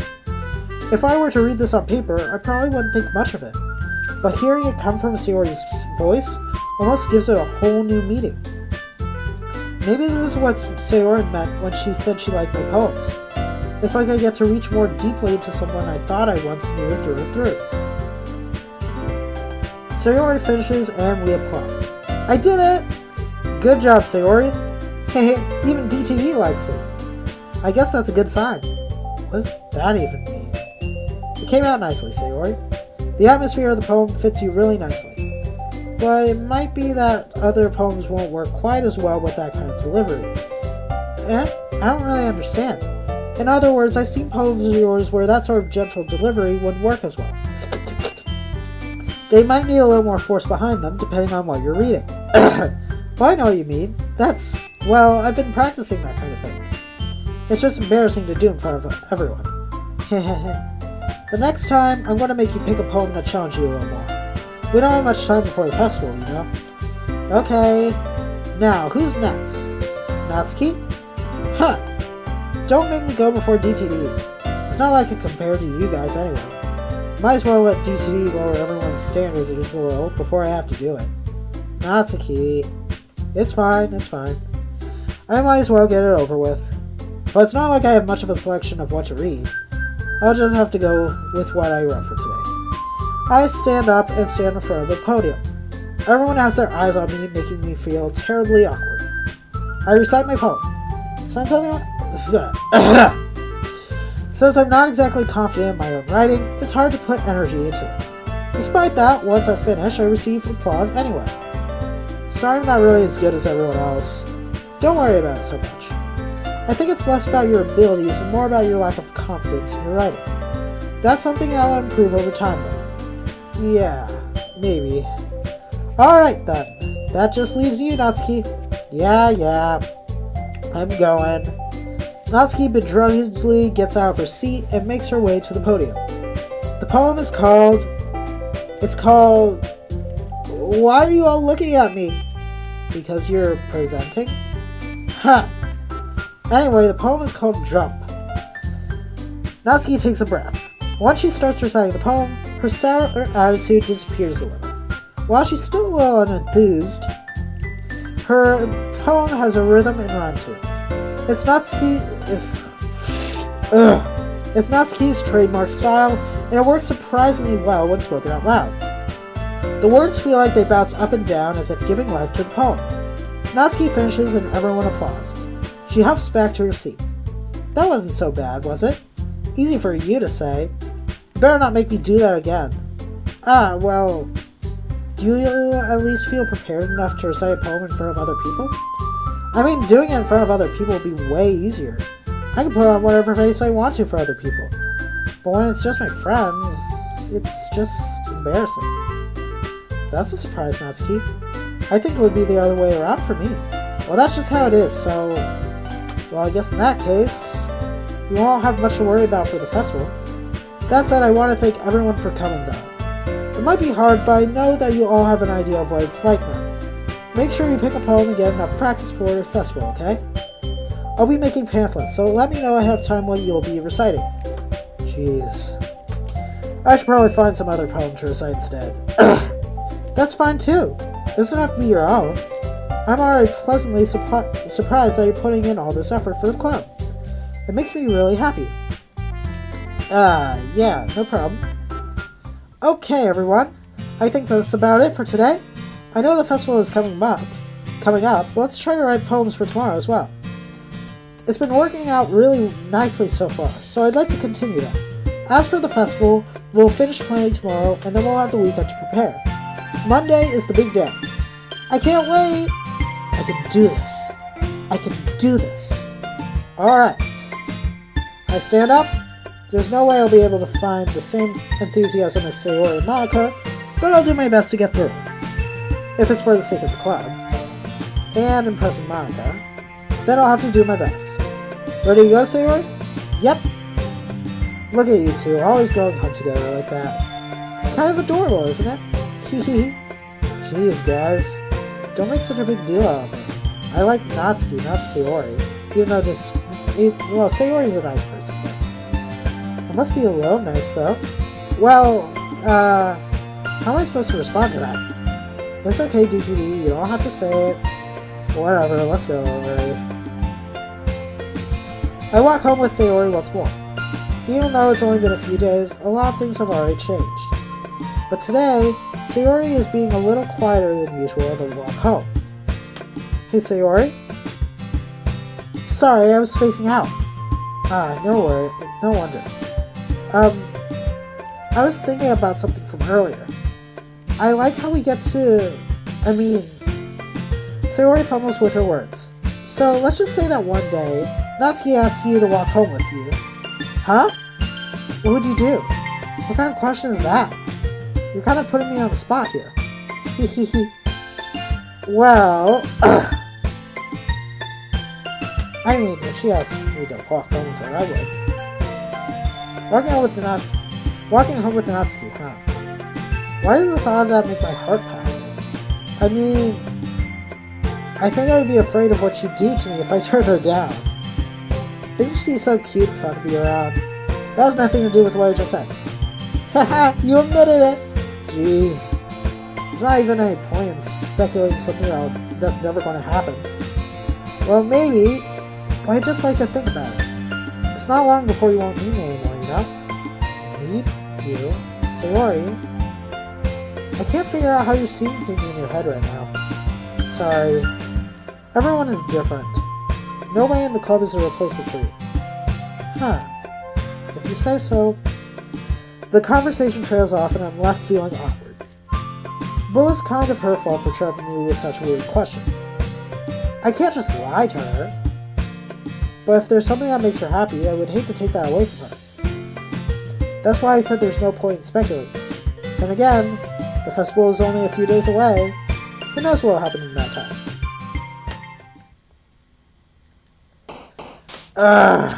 Okay.